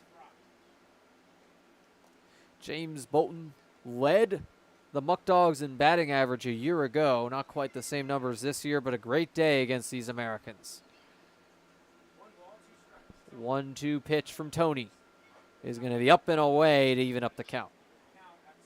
So the first at-bat that Tony has had against a hitter, Bolton, it went 6 pitches. This will be the 5th pitch of the at-bat for Fry. So already a couple of decently long, not super long, but solid at-bats. Couple of battles here that Tony has had to face. It's now going to be another full count. There's been a lot of those in this game, and already 2 for Brady Tony. Tony lost the first, sorry Andrew, Tony lost the first full count battle by walking Bolton. Let's see if he has a different result here. I think this will be huge for him. This pitch is big. Getting ready for the payoff pitch right here. He delivers. It's going to be a line drive into center. Grant Moore backing up, and he will make the grab. Holding up at first base is James Bolton. It's out number 1, and no strikeout for Tony, but forcing the right kind of contact right into center where Grant Moore has dominated all day. Another 6-pitch at-bat that Tony has had this time. He retires a batter, a big first out here in this 6th frame. Cooper Romick up next. Romick 0 for 2. The bottom of this Muckdogs order has not quite had the same success that the first 7 batters have. No hits for any of them. It's inside for ball 1. Some chin music right there for Romick. Romick has popped out to second base and also grounded out to third. And Muckdogs out hitting the Americans 7-5 in this game. It's 2-0. From Tony to the batter, Romick. Runner on first for the Muckdogs is James Bolton, who led off with a walk. Tony looking to avoid walking another. 2-0 pitch is outside in the dirt, and Bolton takes off as it gets away from past. Wild pitch, and on second base is Bolton. Wild pitch has been an issue for the Americans today. That is the 3rd wild pitch for the game for Americans pitchers. Bazinet had 2. First one for Tony. And now a runner in scoring position, Andrew. Yes, and a runner in scoring position for Romick, who's looking for his first knock. This would be a good time for it, but even just get on base with a walk and set up Travis Hammond, that would work as well. Gets in there on the inside corner for strike 1. Brady Tony finding that spot again. That worked for him to fill up the last 2 counts. 3-1. As Romick did not have the green light there. It's going to be a softly hit ball right to Chris Gazaldo for out number 2. The way that bat cracked, it sounded like it broke, but it did stay in one piece in the end. That is the first batter that has not had a full count against Tony, and he gets a big second out. Let's see if he can strain Bolton at second base. Travis Hammond up next, and yes, James Bolton looking to score. Tony looking for the final out against Travis Hammond. 0 for 2 on his day thus far. First pitch will be fouled off for strike one. And getting those swings, whether it be swings and misses or soft contact, foul territory, is going to be critical for a pitcher like Tony, who has a wide range of outcomes on his pitches. The 0-1 as Tony checks back on Bolton. Another foul ball. And look at that, an 0-2 hole on Travis Hammond, all on foul balls. Brady Tony looking to bring the heat here and get strike three for the first time today. Swivels back to look at Bolton, now delivers. And it'll get in there for strike three on the low edge of the zone. Brady Tony gets his first strikeout to end the fifth inning. Rather, send it to the bottom of the sixth, my apologies. But out number three here in the top of the sixth. We'll be right back after the break. No, I'm kind of thirsty. Me too. We could really use something. Yeah. Oh, thanks, Yankee Doodle Dan.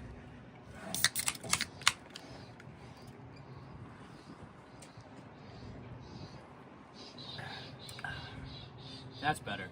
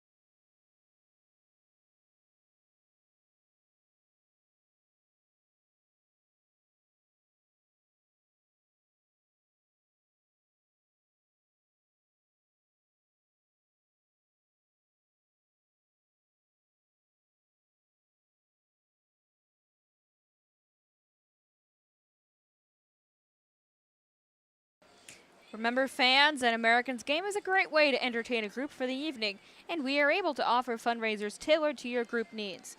Nonprofits, churches, youth sports, and more. For all group information, please visit their website at www.niagarafallsamericans.com. That is www.niagarafallsamericans.com. Andrew. Thank you so much, Morgan. Nick Pass going to kick things off in this bottom of the sixth against these Muckdogs, and it'll be Grant Moore and Evan Core, the top two in the order. So Nick Pass looking to start this strong.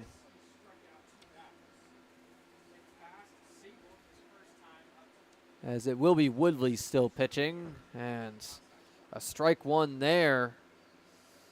A little bit of a motion towards a swing for Pass, but gets the strike zone anyways. Pass singled his first time up in the third inning. He is the last Americans batter to have his second at bat. And now the count is even. See what he can do to lead off the sixth. The Americans trying to come back down 4 runs. They had a home run in the 4th inning, their lone run scored. Swing and a miss for strike 2 on Past. Nick Past was on base for Grant Moore last time, and Moore grounding into the fielder's choice to get on base himself. The 1-2 pitch is going to be fouled off as Past stays alive. Nick Past singled his first time up. Can he do it again with the 1-2 count? Woodley gonna send it for a swing and miss. Strike 3 by Nick Past. 3rd strikeout of the game for Woodley. A nice start to his 6th inning as he looks to continue on in line for the win. Grant Moore will be up next. Eric Woodley, one of his best outings all season for these Muckdogs. Had an excellent year over at SUNY Niagara, but PGCBL can be a different animal at times. Grant Moore will get strike 1 thrown to him from Woodley. Does not bite at that one. Moore grounded into a fielder's choice in the 3rd inning. Before that, he grounded to shortstop. Pulls back his bunt in time to take ball 1. Count is even at 1s with 1 down as well. Will Cordero, per usual, coaching third base. Big cut and miss on the even count for strike 2. So Moore, one of your best hitters, has not had a hit so far in 2 prior at-bats. He's in the hole right now, 1-2. A big swing and miss right there for Grant Moore, and Moore's had an excellent season, but for whatever reason, these Muckdogs have had his number this weekend. Evan Core will be up next.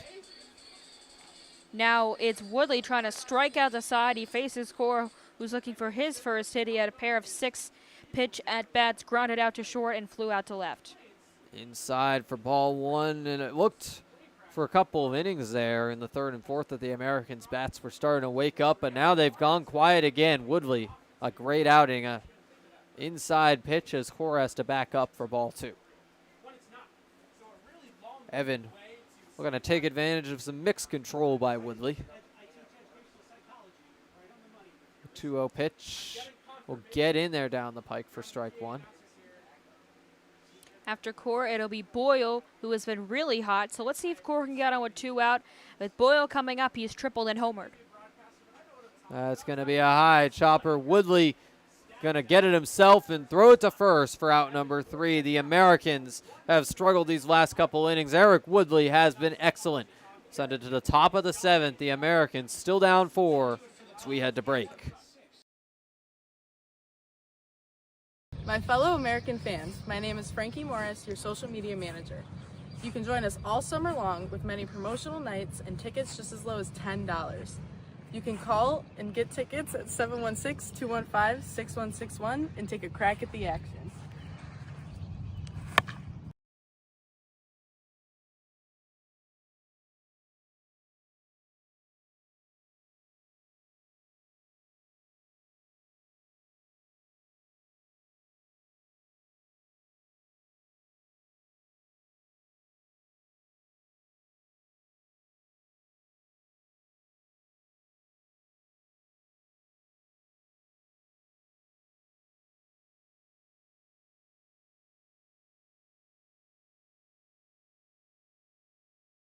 Top of the 7th inning here from Sal Magley. The Muckdogs looking to expand on their 4-run lead. This 7th inning is brought to you by Elks Lodge of Niagara Falls, Bikers Against Child Abuse, the Stauka Agency, and Red Robin Gourmet Burgers and Brews. Red Robin, sponsor of the baseball buddies here at Sal Magley. Oftentimes on weekend games, will come out onto the field with Americans players.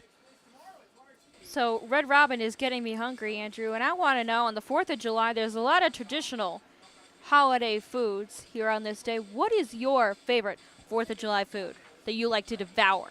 Well, this is a tough one because as a kid, I always would have said hot dog, but I think over the years, hamburgers have grown on me. So I'm going to go with a classic burger, if it's possible, some fries on the side as well. But Nice. That's a good guess. I mean, that's a good choice, Andrew. As we get to the 7th inning, I'll reveal mine after this pitch. Caleb Walker, the first batter for Batavia, will be followed up by Braden Horton and Sean Mendes. That'll be low for ball 1. I always love hot dogs since the day I was born. I love it with a nice side of chips, some ketchup, and a nice glass of Diet Coke. That's my favorite 4th of July dish. There we go. Swing and a miss for strike 1 on Caleb Walker. And to broaden our talk across the sports world, Joey Chestnut, 71 hot dogs eaten today. Absolutely amazing. He did great. 21,000 calories as our scorer Riley Drew Cross chimes in. But how does he 2 get and that 1. off? I don't understand, because, I mean, he looks pretty good for someone who eats 71 hot dogs as well. The 2-1 pitch from Tony fouled off for strike 2. And you also have to give a shout out to Miki Sudo, who was the women's champion. That's her 11th title in the hot dog contest. She's undefeated. Joey Chestnut pretty close as well. The 2-2 is going to be a liner into right field, and Evan Core is going to be there for the catch, out number 1. That had some good carry on it. I mean, if this wind was a little stronger, who knows? That could have hit the wall or even gotten out of here, but Evan Core going to make the grab in right. Yeah, the wind hasn't picked up too much. Started at 4 miles an hour. Maybe 5 or 6 now, still northeast. Braden Horton to start off this next time through the Muckdogs order. It's their 4th time through. Strike 1 on Horton to start things off. 4th at bat for Horton. He has been hit by a pitch. He has singled and stolen a base. He's also reached on an error and came around to score. After the early walk, Tony's really settled in here. It's ones across the board. But yeah, Brady Tony looking sharp over these last few batters faced. Exactly right. I mean, this Batavia lineup hasn't exactly been lighting it on fire ever since that incredible first inning for them, in which they scored 4 times. But that one is going to come close to hitting the batter. Braden Horton takes one near the foot, but not on it. And Horton. Andrew, this lineup is leaving the door open for the Americans to come back. It's still a 4-run game. Definitely. I mean, the Americans just have to pick it up again with the bats. The liner into right field is going to be a diving play by Core, but it's dropped. And now another stand-up double. 2 missed dives by the Americans. Caught and dropped. The Muckdogs going to be getting their 8th hit. Chris Gazaldo dropping one in foul territory after catching it in fair, and Evan Core dropping it on the dive right there. So it's been a problem today.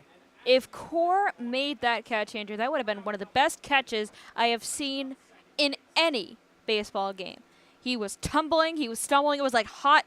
It was like a stop, drop, and roll right there. He was barrel rolling along the right field line and just popped out of his glove at the last second. So now a double. The Muckdogs benefit. And now it'll be Sean Mendes. But Evan Core, this is not new for him. In right field, a cannon for an arm as well. The very first start in right field, gunned out a runner at home plate for what looked to be a sac fly, ended up being a double play. Incredible play by Evan, one of the best defenders on this Americans team, but unable to come down with that one. It's a runner on second for Tony with Mendes up. And 1 strike on the count. Even up the count with a low outside, ball 1. Brady Tony. And a battle with Mendes. The pressure is on with the runner in scoring position. Tony going to have to keep his attention divided. Horton's a speedster. And that'll be briefly getting away from Nick Pass, but he comes back to it and keeps Horton at second base. That was a nice block. He slid to his right. The ball only popped out for just a moment. Horton deked, moved to his right just a little bit, like maybe he was going to go but pass was right on the spot. He was staring him down, so no advance, no attempt to steal. Braden Horton, plenty of speed, but not necessarily super speed. So gotta be smart on the base paths for these Muckdogs. The 2-1 will be swung on and missed. And the chase on the outside pitch for Mindas right there. That was a nice breaking ball. Good movement. And now a 2-2 count. Let's see if this can be a bounce back pitch. Bounce back at bat. A lot of these Americans thrive off their breaking balls. The 2-2 pitch from Tony in just a moment. He delivers. It's going to be lined into right field for the base hit. And Horton is going to stop at third base as Core serves as the cutoff man. Runners on the corners for Tyler Castrotaro, and this is a tough customer at the plate for Brady Tony. I believe this is the turning point of the game, Andrew. If Brady Tony can get out of this without allowing a run and keep it a 5-1 ball game, we will see what happens in the bottom of the 7th inning for the Americans, and they see if they can come back. But if there's 1 or maybe even 2 runs scored here for the Muckdogs, the game is a lot harder to win if you are Niagara Falls, as Batavia looks to take first place. Americans still have to get the bats going. It's been a little bit cold over the last couple of days. Tony going to send that one on the outside edge of the zone for strike 1. Castrotaro is 4th at bat, or rather 3rd at bat, 4th plate appearance. He has walked and came around to score, grounded out to short, and flew out to center. Tyler Castrotaro had a 2-hit game last night against these Americans. Muckdogs finished with just 4 knocks, 2 by Espinal and 2 by Castrotaro.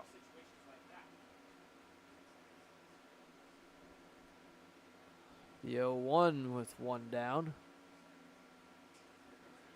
Will be a high chopper picked up by Kiefer. The throw to second in time. Will be in time. The first offline. So a run coming in, but an out made on the fielder's choice. The sole runner is now on first base. Muckdogs lead by 5. And I mean, if I'm Brady Tony, not the ideal result, but certainly will take that. Just 1 run allowed and no hit. First RBI for Castrotaro, and now it is a 6-1 ball game. But let's see if Tony can rebound with just 1 on at first and 2 away. Justin Espinal, a solid hitter, but especially good against these Americans. Fouls it off for strike 1. Espinal typically bats around the 7 or 8 spot, but the Muckdogs moving him up as he's dominated Niagara Falls every single time he's played them. Espinal's looking for his 3rd hit. He has singled twice, but then struck out the last time he came up to bat. Can Tony strike him out again with 2 down? It's going to be another dribbler foul. Tony's 1 strike away. Brady Tony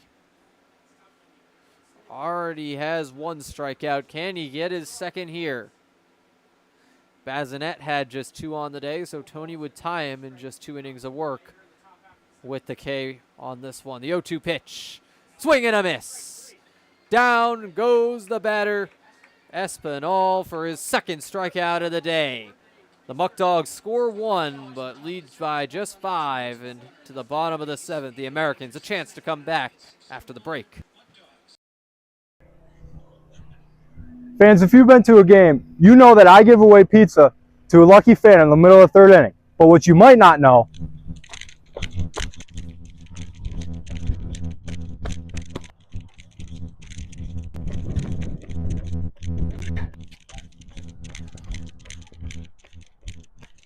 is that Sammy's is located right across the street. They've also been family owned and operated for 3 generations since 1962 and originated the half tray of pizza. But if you're hungry at the game, you can stop by the concession stand and get a slice of Sammy's for yourself.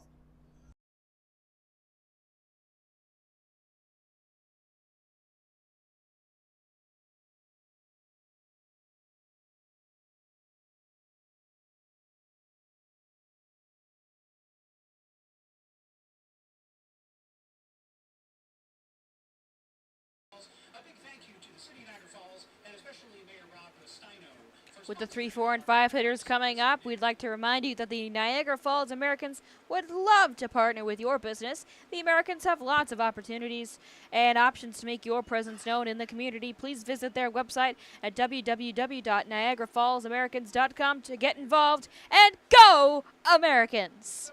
Andrew. So Gavin Boyle, his last time up, hit a home run. And leading off another inning here. Got to see if he can take another one deep, but honestly, the more valuable thing for the Americans here, I'd argue, would be for Gavin Boyle to get on base for Paul Delanto. Gavin Boyle is halfway to the cycle, and he's gotten the first 2 hits, the hardest 2 hits, the 3-baser and the home run out of the way early, as it's now 0-1. He is a single and a double away from batting for the cycle. And Boyle has had a number of doubles this season, so certainly possible for him. He's 5 for his last 6, but a fly ball into left field on the foul line. It is caught by Sean Mindas for out number 1. So Mindas going to retire Gavin Boyle for the first time today, but still, to go 5 for your last 7 after the home run on Tuesday, that's very impressive. He has had a great game. He is the best offensive performer of the night for the Americans, but let's see if they can get some more with Delanto coming up. He is singled.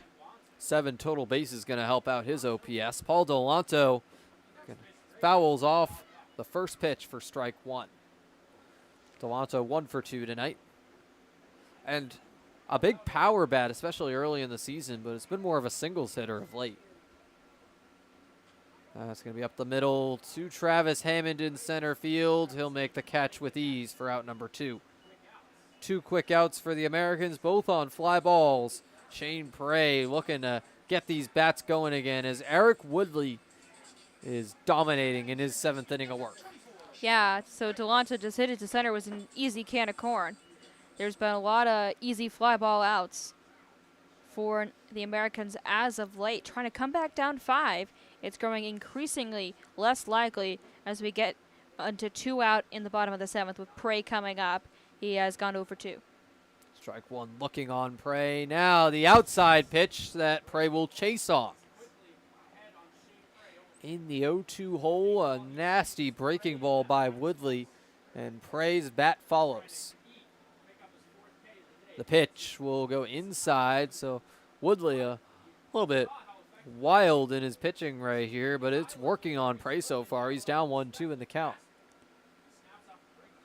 The pitch will be driven right to the second baseman, Walker, on the ground ball. Easy out number 3. So 3 outs in the field. Eric Woodley has only struck out 4 batters, but he has forced a lot of soft contact to hold these Americans to 5 hits and 1 run. Headed in to the 8th inning. We'll be right back. No, I'm kind of thirsty. Me too. We could really use something. Yeah. Oh, thanks, Yankee Doodle Dan.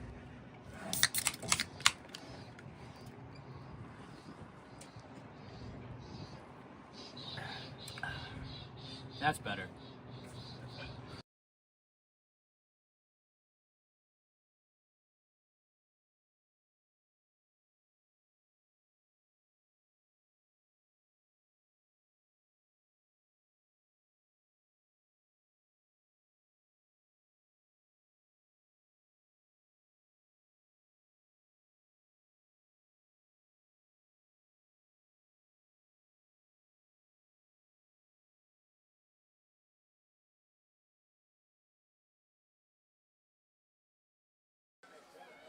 We are back for the top of the 8th inning. This 8th inning is brought to you by Seneca Niagara Resort and Casino, the official casino of the Americans. More winning, more comfort, more entertainment.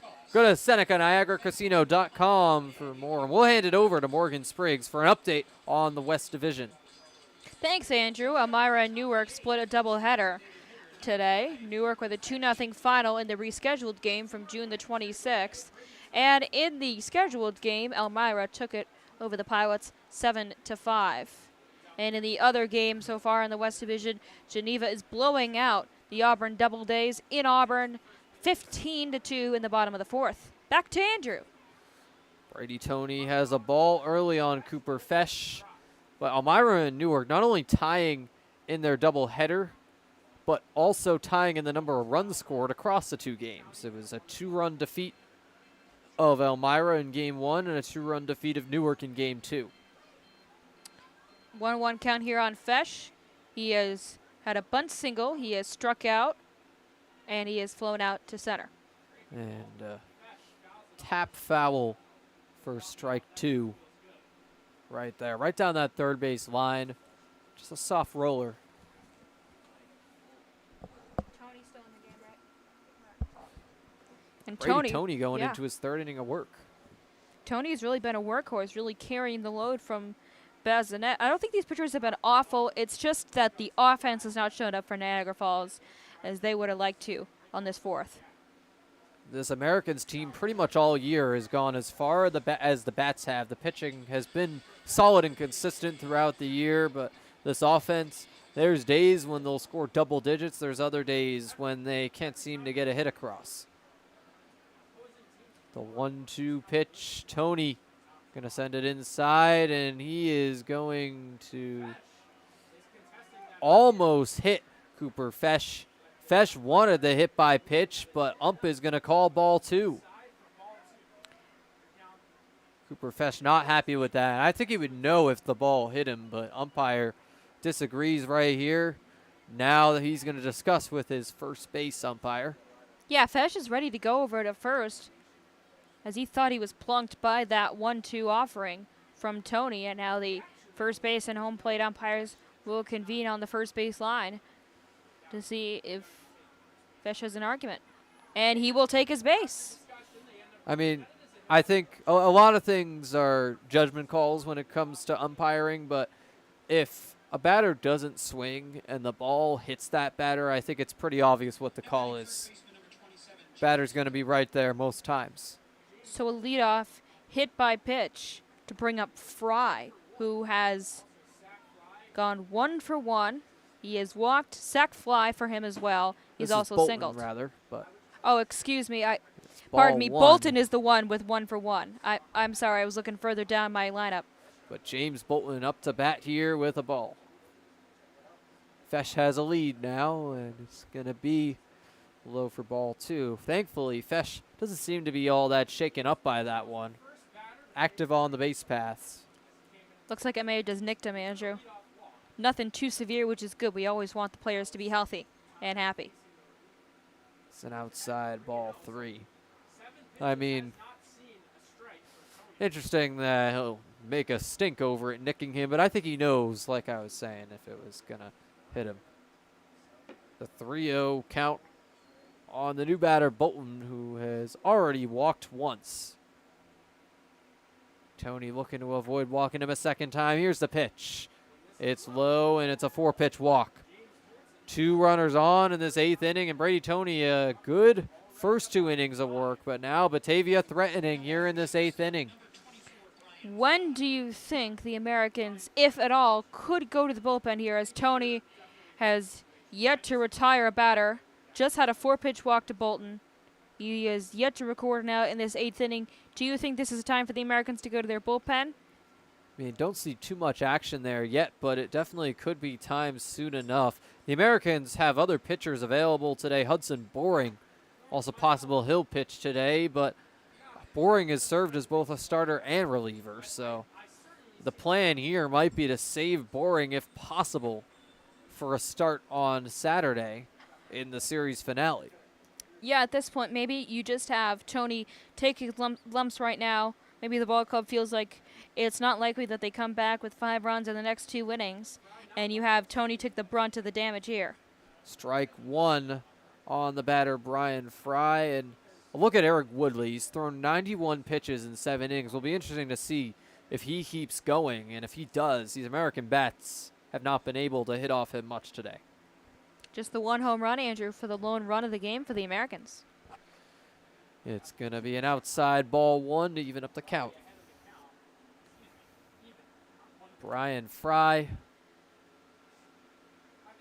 had that double on the drop by Gazaldo. Exactly right, Andrew. He's also granted new to fielder's choice and flew out to center on a full count pitch. The 1-1 will be a swing and miss. got a little bit of a piece of it, but nonetheless, it's strike 2. Rolls again down that third base line softly. Brady Tony has 2 strikeouts already. Can he get his third here? He would lead the Americans today in strikeouts with that third. 1 swinging, 1 looking so far. Here's the pitch. It's fouled off. Coming up after Fry is Romick, looking for his first hit. 0 for 3. And the usual reaction on these foul balls, kids chasing after it, as foul balls here at the ballpark can be exchanged for snacks at concessions. That is so cool. I love that. Free Good snacks. deal. Free snacks because the balls cost money too. But it's 2-2 on this count.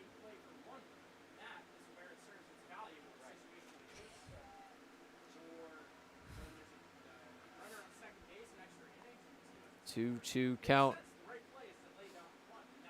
on the batter, Brian Fry, the left-hander, looking to get on here, but swings and misses for strike 3.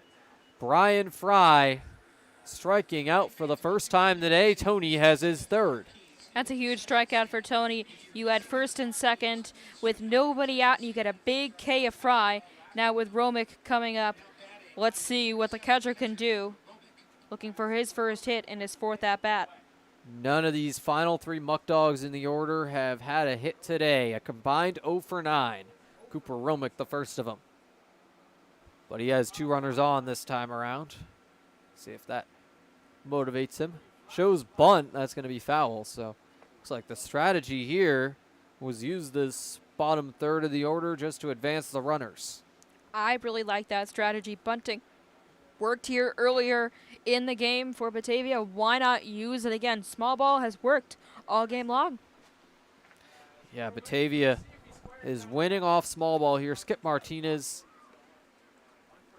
bit of a genius with those bunt calls. A great manager for these Muckdogs. And Tony checking back on second now, delivers the check swing. He went on that for strike 2. That was a good check swing call. Romick clearly went around, and now an 0-2 count. Let's see if it can be back-to-back strikeouts for Tony. Brady Tony. Those back-to-back strikeouts would get him right back into this inning. Gave up a run in the 7th, looking for a scoreless 8th with some traffic on the base paths.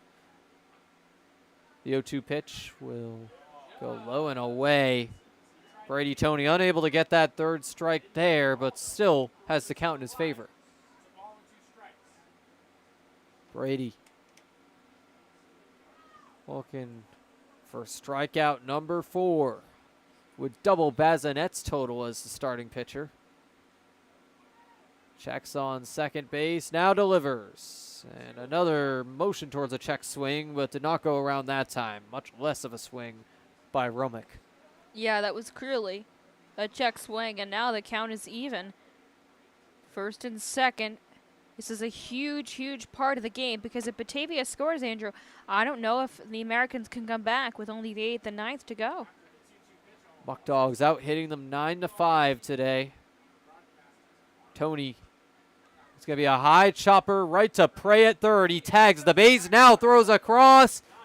Not in time for the double play, but that is a critical out at third. Keeps the runners at first and second on a nice little fielder's choice. That was a really, really smart play at third base by Prey.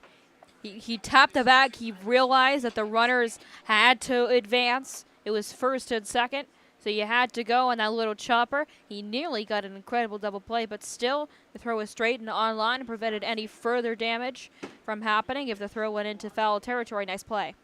He's made some excellent throws for third base. Another one of those defenders that the Americans can really lean on. He's been a rock at the position. He's made a couple of excellent throws across the field throughout his time with the Americans. But the 0-1 count now on Travis Hammond.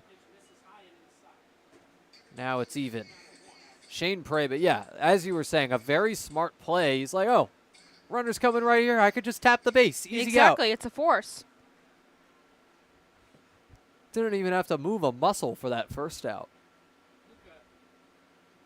Travis Hammond, the 1-1 count.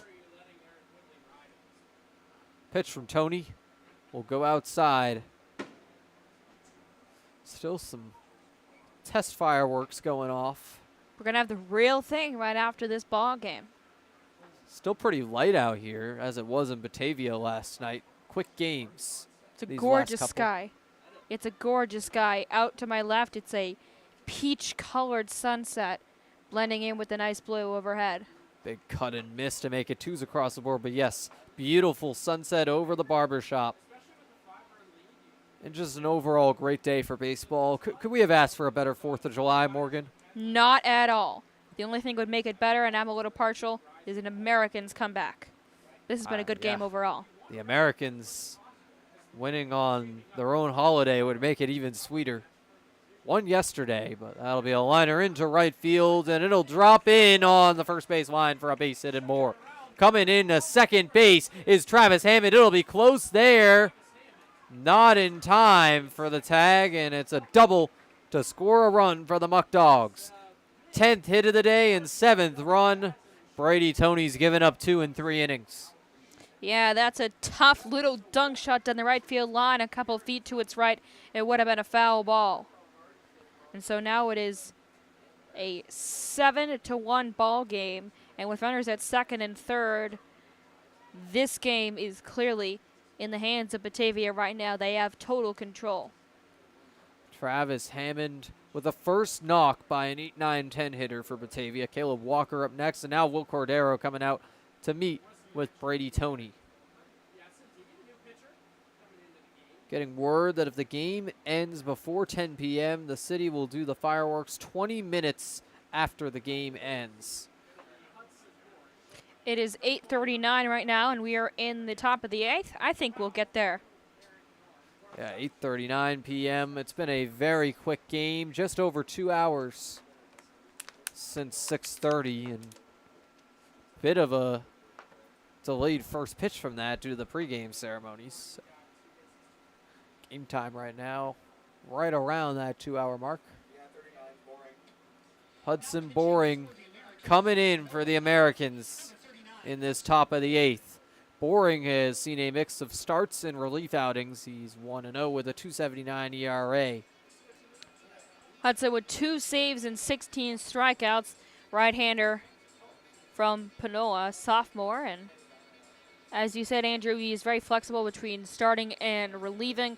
This is a relief appearance for him, and his last appearance came in the 28th of June against Jamestown. He started through 5 1/3 innings.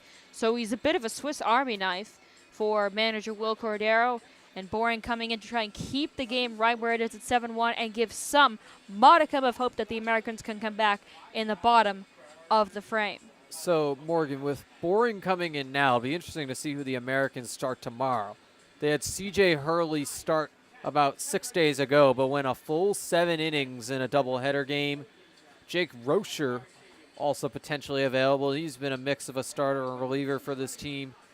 Reportedly has been a little bit sore of late, so possible that he sticks to shorter innings in the upcoming games, but Rocher has been dominant out there for these Americans. Rocher with a .79 earned run average, but I don't know who you'd go to, honestly, Andrew. Hurley would be on 1 day's less of rest, as he went on the 29th.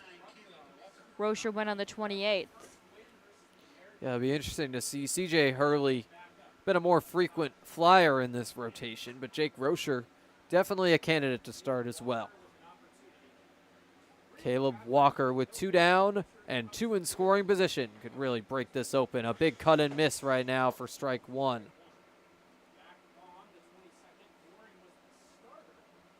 This is the 6th batter that the Muckdogs have brought to the plate in this 8th inning.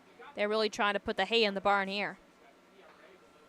Boring forces that fly ball up the middle. Grant Moore coming in, but instead it's a diving play by Connor Kiefer.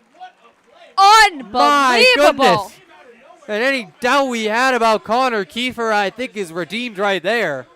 I thought the Superman movie wasn't coming out until later in the month. I just saw a man fly, Andrew, at Sal Magley Stadium. Holy moly. Connor Kiefer with the catch of the game to send this to the bottom of the 8th. And the Muckdogs leading 7-1. Americans still the chance to come back, and Kiefer will be due up this inning. We'll be right back. My fellow American fans, my name is Frankie Morris, your social media manager. You can join us all summer long with many promotional nights and tickets just as low as $10. You can call and get tickets at 716-215-6161 and take a crack at the action.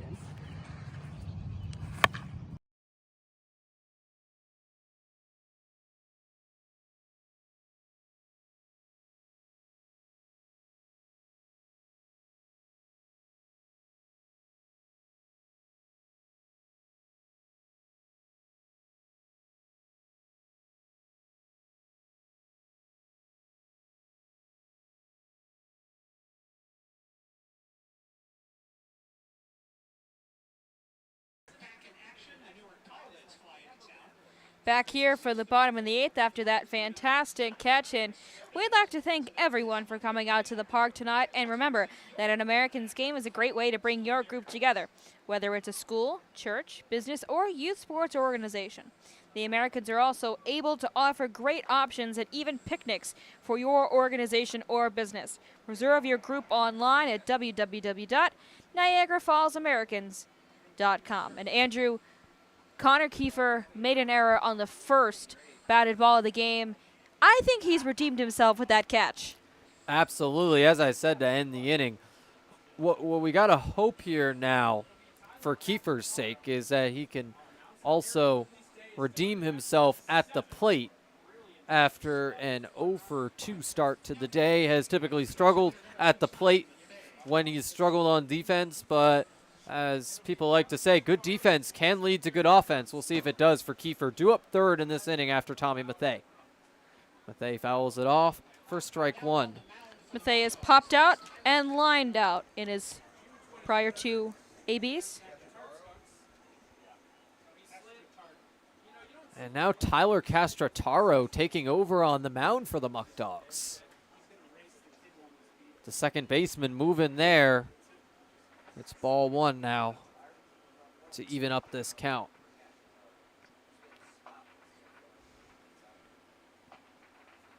Get your word on who the sub at second base is in a moment, but it's now 2-1 to Mathey.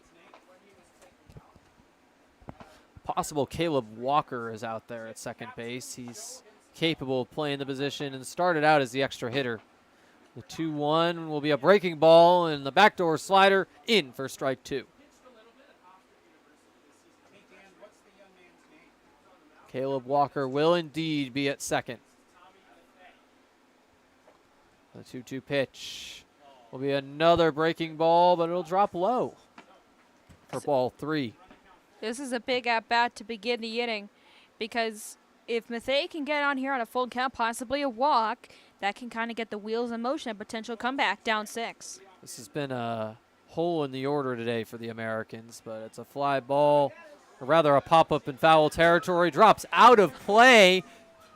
Some splashing water right here. My goodness, what is going on? And everybody's looking for the ball because they want a free snack. Mayhem here at the barber shop. I mean, this tends to happen with smaller crowds, but when the crowd's this big, it can lead to madness in the stands. It's like the Hunger Games, Andrew. These kids are hungry for some snacks and some baseballs. Literally it's the Hunger Games. The hunger. To Tommy Mathey. Yes, the Hunger Games. But Tommy Mathey with the leadoff walk. Well, I mean, all joking aside, that is a very, very good at-bat, a 7-pitch at-bat for Tommy Mathey. And now Gonzalo coming up looking for his first hit in his third at-bat. That is but the best you could do. Get on with nobody out. Try to start this comeback, Andrew. Get it rolling. Definitely. And Chris Gonzalo looking to get a hit against these Muckdogs after a slow couple of days to start things off. That's going to be another foul ball in this parade of kids, like a herd of elephants in the stands.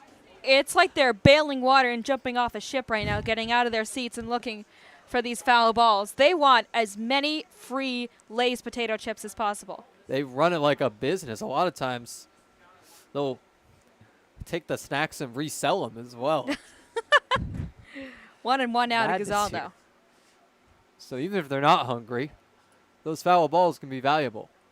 1-1 pitch will be lined into foul territory. That is going to drop over the stands into the concourse. So somebody's clearly going to get that one, but probably people who are already out by the bathrooms. And I'd argue Chris Gazaldo has the best walk-up song on this team. Very catchy. And another foul ball and more anarchy. Yes, these foul balls just riling up the fans. Hopefully it'll, for the Americans' sake, play to their benefit in their home stadium. The 1-2 pitch is going to be lined into left field. It'll drop next to Mendez for the base hit. Gazaldo thought about second, but is going to run back. It's runners on the corners. Mathay into third. Back-to-back Panola hitters on the base paths for the Americans. Nice base running there by Mathay, going to first and third on a little flare single. And now the first 2 batters have reached in this 8th inning. Nice start. And here's the man himself, Connor Kiefer. We talk about comeback player of the year. How about comeback player of the game for Connor? I would give it to him. That was a fantastic catch. Fantastic catch. He defied gravity. He was absolutely amazing with that grab. From the prior. error to the Superman play over the course of 7 innings. Now in the bottom of the 8th, but that error was in the first. Connor Kiefer takes the first pitch for a strike down the pike. Kiefer 0 for 2 with a strikeout and a pop out. Looking follow up his good defense with some good offense and drive in a run for these Americans. Mathay in scoring position. Could an unlikely comeback be brewing here, Andrew? First and Possibly. third with nobody out. That's a good start. Graydon Miller on deck. Big hitter coming up. The 0-1 will be bunted on by Kiefer. That goes foul. Good idea, but the execution not working out. Well, I think the bunt is an interesting idea to advance the runners, but honestly, I think that just trying to get a hit here, the conventional way is a better way to go because the outs are so valuable, down 6 in the bottom of the 8th for the Americans. I would try to get a hit the regular way. Don't sacrifice an out. Kiefer had a double in his last game. I'll go outside for ball 1. I think Kiefer would also be happy to take a walk here. That would load up the bases for Graydon Miller. That would be huge for Miller, a guy who's looking for his 2nd hit of the game. First baseman as we get to the bottom of the order. It's already exceeded his RBI total from a year ago. We're barely halfway into the season. The 1-2 will be swung on and missed.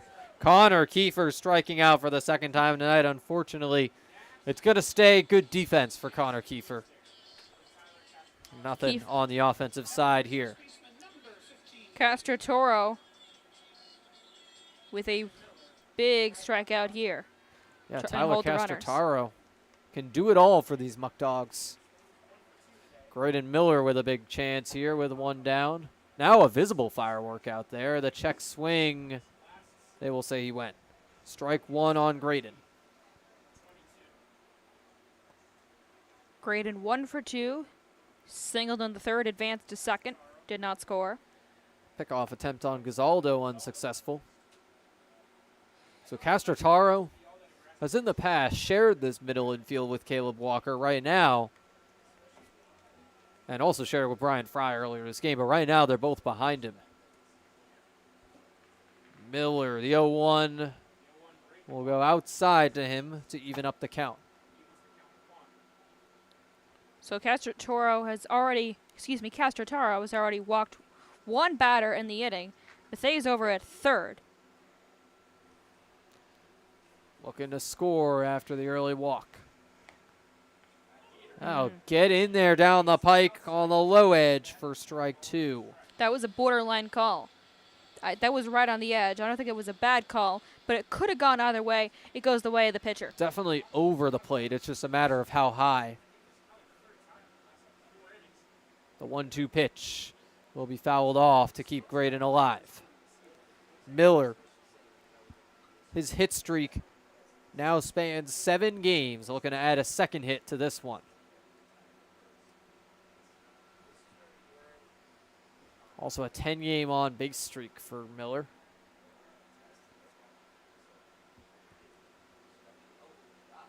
The 1-2 pitch will be fouled off again.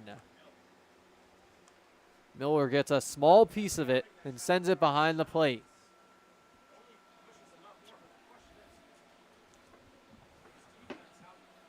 Graydon Miller down a strike in this count. The pitch swung on and missed. Consecutive strikeouts for Tyler Castrataro. He's starting to heat up with runners on. Nick Past up next. It's do or die right now for the Americans. They had first and third with nobody out, now 2 out. I think if they don't cash in on this threat here in the 8th inning, their comeback attempts seem very unlikely. Nick Past already has a hit today, looking for his second. But yes, a crucial inning for the Americans. It would be down to one more shot if they cannot score here. I mean, they've had some 9th inning rallies. But down 6, Andrew, But have down they? 6 is tough. Doubledays led them 11-0 a few weeks back, headed into the 9th, and they scored 5 in the 9th inning. So just get a run up here and looks a little bit more feasible. I say get 2 here, and the comeback seems decently likely. You say with that 5 runs against the Doubledays, despite being down 11. 1 is solid, 2 is ideal, but the swing and miss to make it 2-1. I mean, even 3 would put it into a save situation for whatever potential Muckdog pitcher would come in for the 9th unless Castrataro sticks it out. Pass, gonna take another one outside. It's 3-1. A walk here would load the bases for who else but Grant Moore. Oof, that would be a great hitter to have up in a pressure situation, Andrew. And passed a ball away from a free base. Instead, a swing and miss to fill things up. This could be the game right here, Morgan. I completely agree, Andrew. Past has to get on base for more. See if the leadoff hitter can drive somebody in for his first RBI of the game. Possibly more. Massive, massive pitch coming. And it is going to be outside for ball 4. A close one, but the bases are loaded for Grant. Grant Moore, 0 for 3, reached on the fielder's choice, so by all technicality, his on-base streak has extended, but it's been a slow couple of days against these Muckdogs. No hits or walks since the game on Tuesday against the Pilots. Now, if Moore hits this over the fence, it would be a 2-run game. I don't know if you want to go that far, but getting a hit is critical. Moore, not necessarily known for home run power, but some big extra base hits this year, leads the PGCBL with 4 triples. That would be huge. He's already had 1 triple that came with Boyle in the first inning. Grant Moore down a strike early. He's going to chop that right to the first baseman, and it'll be an easy play for James Bolton. Americans strand the bases loaded. Runners left on base has been a problem over these last couple of days for Niagara Falls. They've scored just 3 runs over these last 2 games. We send it to the top of the 9th after the break.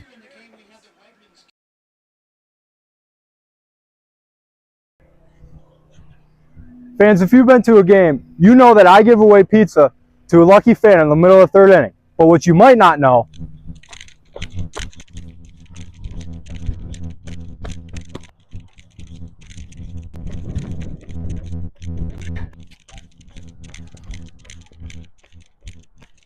is that Sammy's is located right across the street.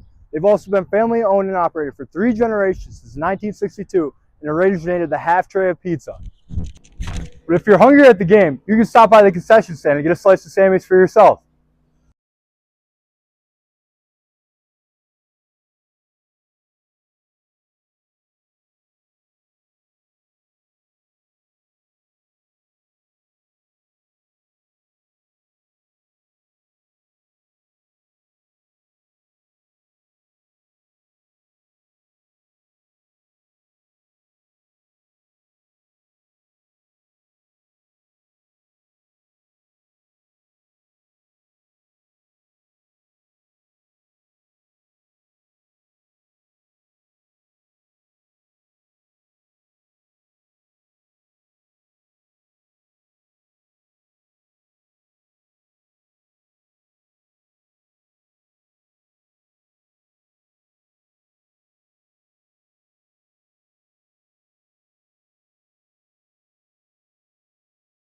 back for the top of the 9th inning. This 9th inning here on the Americans Baseball Network is sponsored by Casella, by Celino Plumbing, Blaze Brockway Contracting, and Wright Beverages. And Morgan, if the Americans are going to win this game, it's going to have to come off a walk-off at this point, and that is going to be a uphill battle. Down 6 runs, and the Muckdogs with a chance to score more against Hudson Boring here.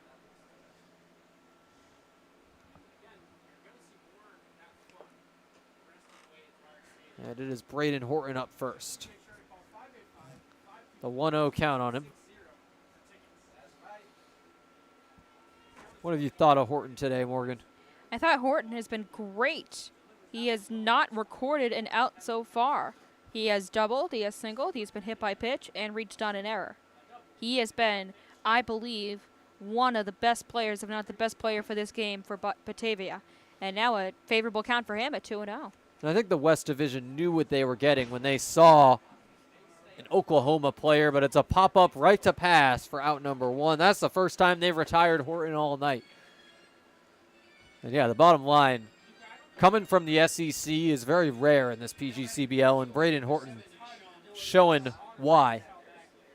Well, Horton is such a talented ball player, and we've seen that all game long. You're coming from OU, coming from a school in the South that has such good baseball. Another division, or rather conference rival, LSU, won the title. Strike 1 on the baby swing by Sean Mendes. A little bit more than a check swing, but didn't feel like a big cut. Just a little bit. Mendes has singled twice. He's come around to score on the first inning. He's also popped out to first base and flown out to center. The bigger cut means strike 2 on Mendes.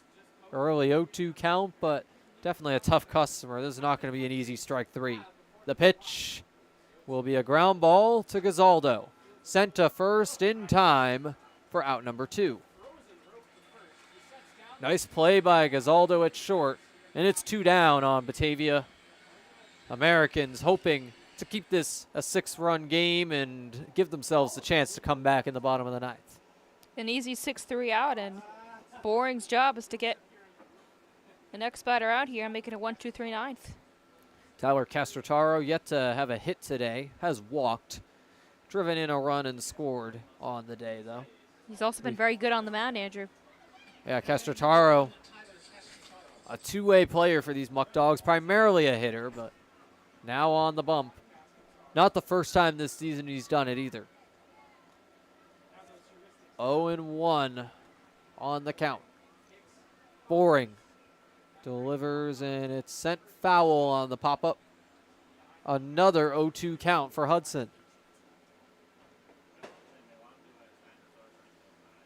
These Americans fans hoping for a comeback, and some fireworks after are the only guarantee, but Americans could make this night even better. It's going to be a chopper foul. The Americans can even put up 2 more runs. Every fan in the stands will get a free McCafe frappe on their way out. How so, Andrew? Tell me more. It's going to be a coupon that can be used at any McDonald's in the area. That's a liner right down the first base line, foul. So Americans 2 runs away from free frappes. 6 runs away from the tie, and 7 away from the walk-off. That would be remarkable. The 0-2 pitch will drop in the dirt for the first ball. I mean, the Americans, at the very least, looking to put up a fight in this bottom of the 9th, as it'll be some momentum to carry into tomorrow's series finale, rather. The 1-2 pitch will be a high chopper foul. Second foul of the at-bat for Castrotaro. He's fought in this plate appearance. Never going to be an easy batter to retire, Morgan. Never, ever, ever. He's reached base twice. He's walked, and he's reached on a fielder's choice and driven in a run. Boring had 2 early strikes on him. Now it's 1-2. The pitch will be a fly ball, a pop-up in foul territory. Nick Pass going to make the grab again. He's been busy this inning. but we'll send it to the bottom of the ninth. The last cry of hope for these Americans. They will have Evan Core to kick things off when we're back. You know, I'm kind of thirsty. Me too. We could really use something. Yeah. Oh, thanks, Yankee Doodle Dan.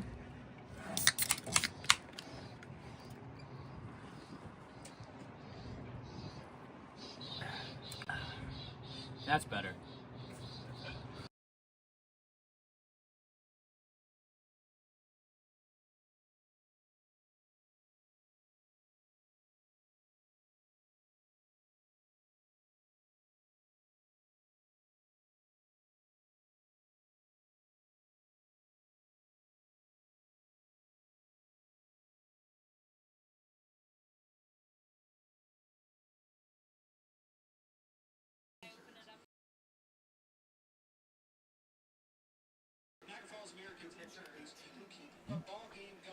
We have a new pitcher on the mound here in the bottom of the ninth, Andrew, and it's Reed Markham. He has yet to allow an earned run. Junior from Lindsay Wilson. He is from London, Kentucky, not London, England. Returning for his second summer here in the region. His last appearance came on the 22nd of June at Niagara Falls. He recorded 2 outs in that appearance. So, Andrew, the top of the order is coming up with Moore, Core, Boyle, and Delanto, 2, 3, and 4. What do you think their chances are coming back down 6? I would say the chances of a comeback are slim, but I mean, if there's anyone who can do it, it's these Americans. They've been in first place for a good portion of this season. Core, Boyle, and Delanto, all capable hitters. It's crunch time for Niagara Falls. They've succeeded in these moments before. The question is whether they can do it here and get their 4th win over Batavia this season. But if the Muckdogs manage to tie up this series, the rubber match will be tomorrow. And even if the Americans win this game, they can go for the sweep. But nonetheless, Game 3 on July 5th. That's tomorrow at 6:30 p.m. at Dwyer Stadium. You can catch all the action right here on the Americans Baseball Network. So Evan Core up first in this inning. Core on the day is 0 for 3. But had a hit against Batavia yesterday. First pitch from Markham goes inside and finds the strike zone on a close call. Core kind of contorted his body, moved his stomach a little bit inside. Maybe thought it was ball 1. It's strike 1, in fact. Evan Core, the 0-1 pitch to him will be outside and low. Core has gone 0 for 3. He is grounded out to short, flown out to left, and grounded out to the pitching mound. Morgan, that ball had a lot of break on it, but just clearly over that lefty batter's box. A big cut and miss for strike 2. So 1 ball, 2 strikes. Core looking to get out of this hole.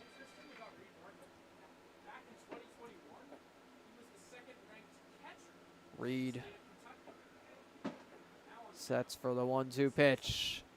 And it's going to be a ground ball picked up by Fry. Sent to first for out number 1. It's just in time to retire Evan Core.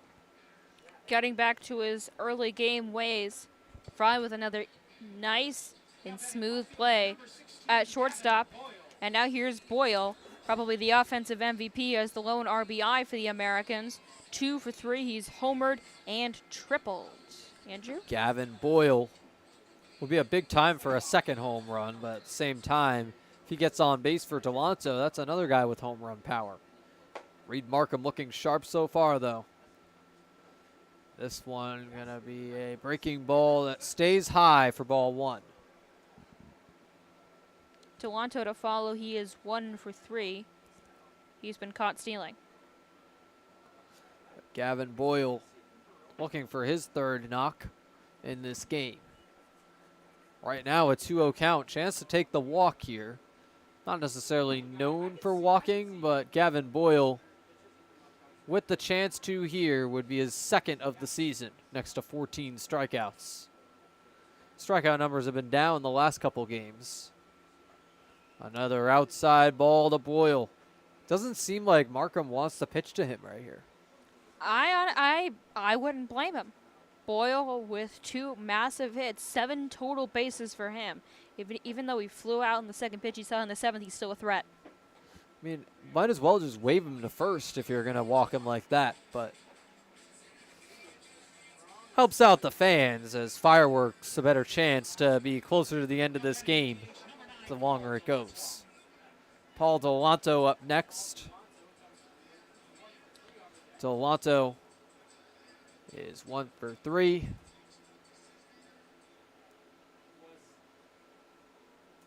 Delanto, a homer earlier this season against Geneva, came right here at the barbershop. Will be a good time for that and would guarantee these fans frappes. It's ball 1 upstairs first. So, Shane Prey on deck. Sorry, Andrew, not the best control here for Reed Markham. A 4-pitch walk to Boyle, now 1-0 to Delanto. We've had Fireworks overhead. Maybe we'll have Fireworks on the field. Now 2-0, Andrew. Yeah, Paul Delanto, the 6th consecutive ball from Reed Markham across these last 2 at-bats. It's taken by him inside. Markham needs to find his control if he wants to get some more Americans out. That'll help. Strike 1 down the pike on the low edge to Polly. Unless we have a double play here, Prey will bat the third baseman. Double play would be ideal for Batavia. Just get this game over with, but 2-2 on the count to Pauly Delanto. Delanto, 19 RBIs on the year, an extra base knock. Could have the chance to score Gavin Boyle. Delanto has had a handful of those. That is going to be dropping in for strike 3. It was a close call, but the breaking ball gets in there. Shane Prey comes up with 2 down and 1 on. The runner is Gavin Boyle, who walked. So now, with Prey up to bat, the Americans are praying for a miracle. Oh, definitely, Morgan. That was a good one. Thank you, Andrew. But it's true. They need a miracle, and now we have a hit by pitch, I believe. Yes. And that lack of control from Markham in this 9th inning continuing to play a role. Donking Shane Prey. Tommy Mathay up next with 2 runners on. I'm so sorry, Andrew. The game continues here for Mathay. He has walked, was stranded at third base. That bases loaded threat in the 8th.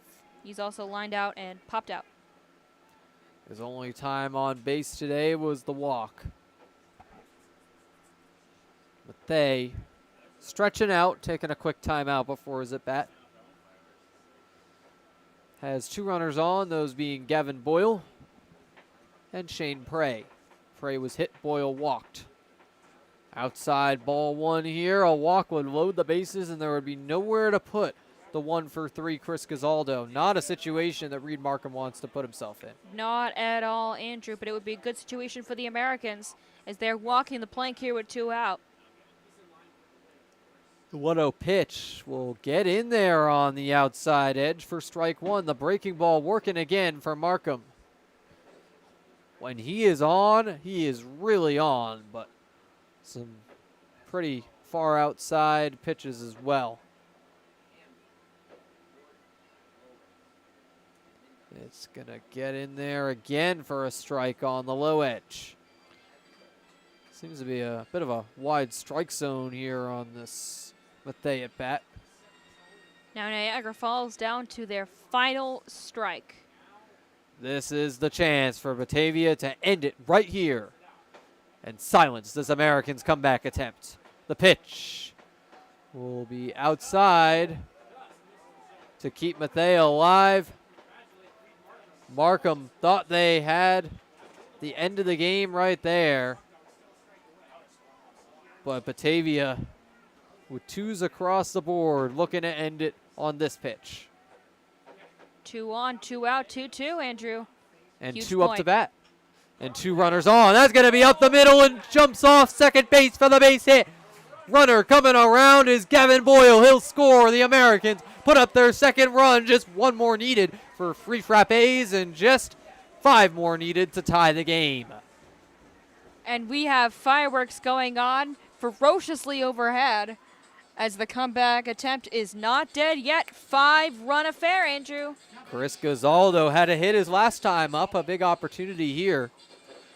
Has only one hit in his Americans career that's gone for extra bases. This would be a good time for the second one. 7 multi-hit games.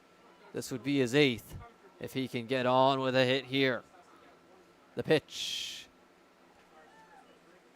will drop low in the strike zone. Gonzaldo down in the count early. Gonzaldo 1 for 3, singled in the 8th, was stranded there. He's also struck out looking. That was a big cut and miss. Yeah. Just misses the bat of Gonzaldo on the outside to make it 0-2.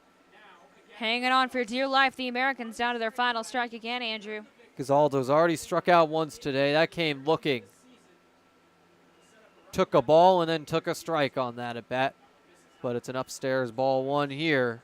So far identical to that other at bat where he struck out. We'll see if Gonzaldo swings on the 1-2. Markham hasn't had quite the control Woodley had earlier today of the strike zone. It's a big cut and miss. Gonzaldo striking out. The Muckdogs will beat the Americans for the first time this season. No frappes tonight. The Americans will have to win this series tomorrow in Batavia. First pitch will be at 6:30 at Dwyer Stadium. We'll have all the coverage here on the Americans Baseball Network, but for the time being, Morgan, thank you so much for coming on the call. Thank you so much, Andrew. It was an absolute joy, an incredible 4th of July getting to call a game for this amazing ball club. The Americans fall short, but we're going to have some fireworks tonight. Just have to wait. Thanks so much, Andrew. And the only thing that was missing was an Americans victory. They fall short to the Muckdogs 7-2. To our listeners, thank you so much for tuning in. That'll do it for today's game. See you tomorrow in Batavia. Thank you so much.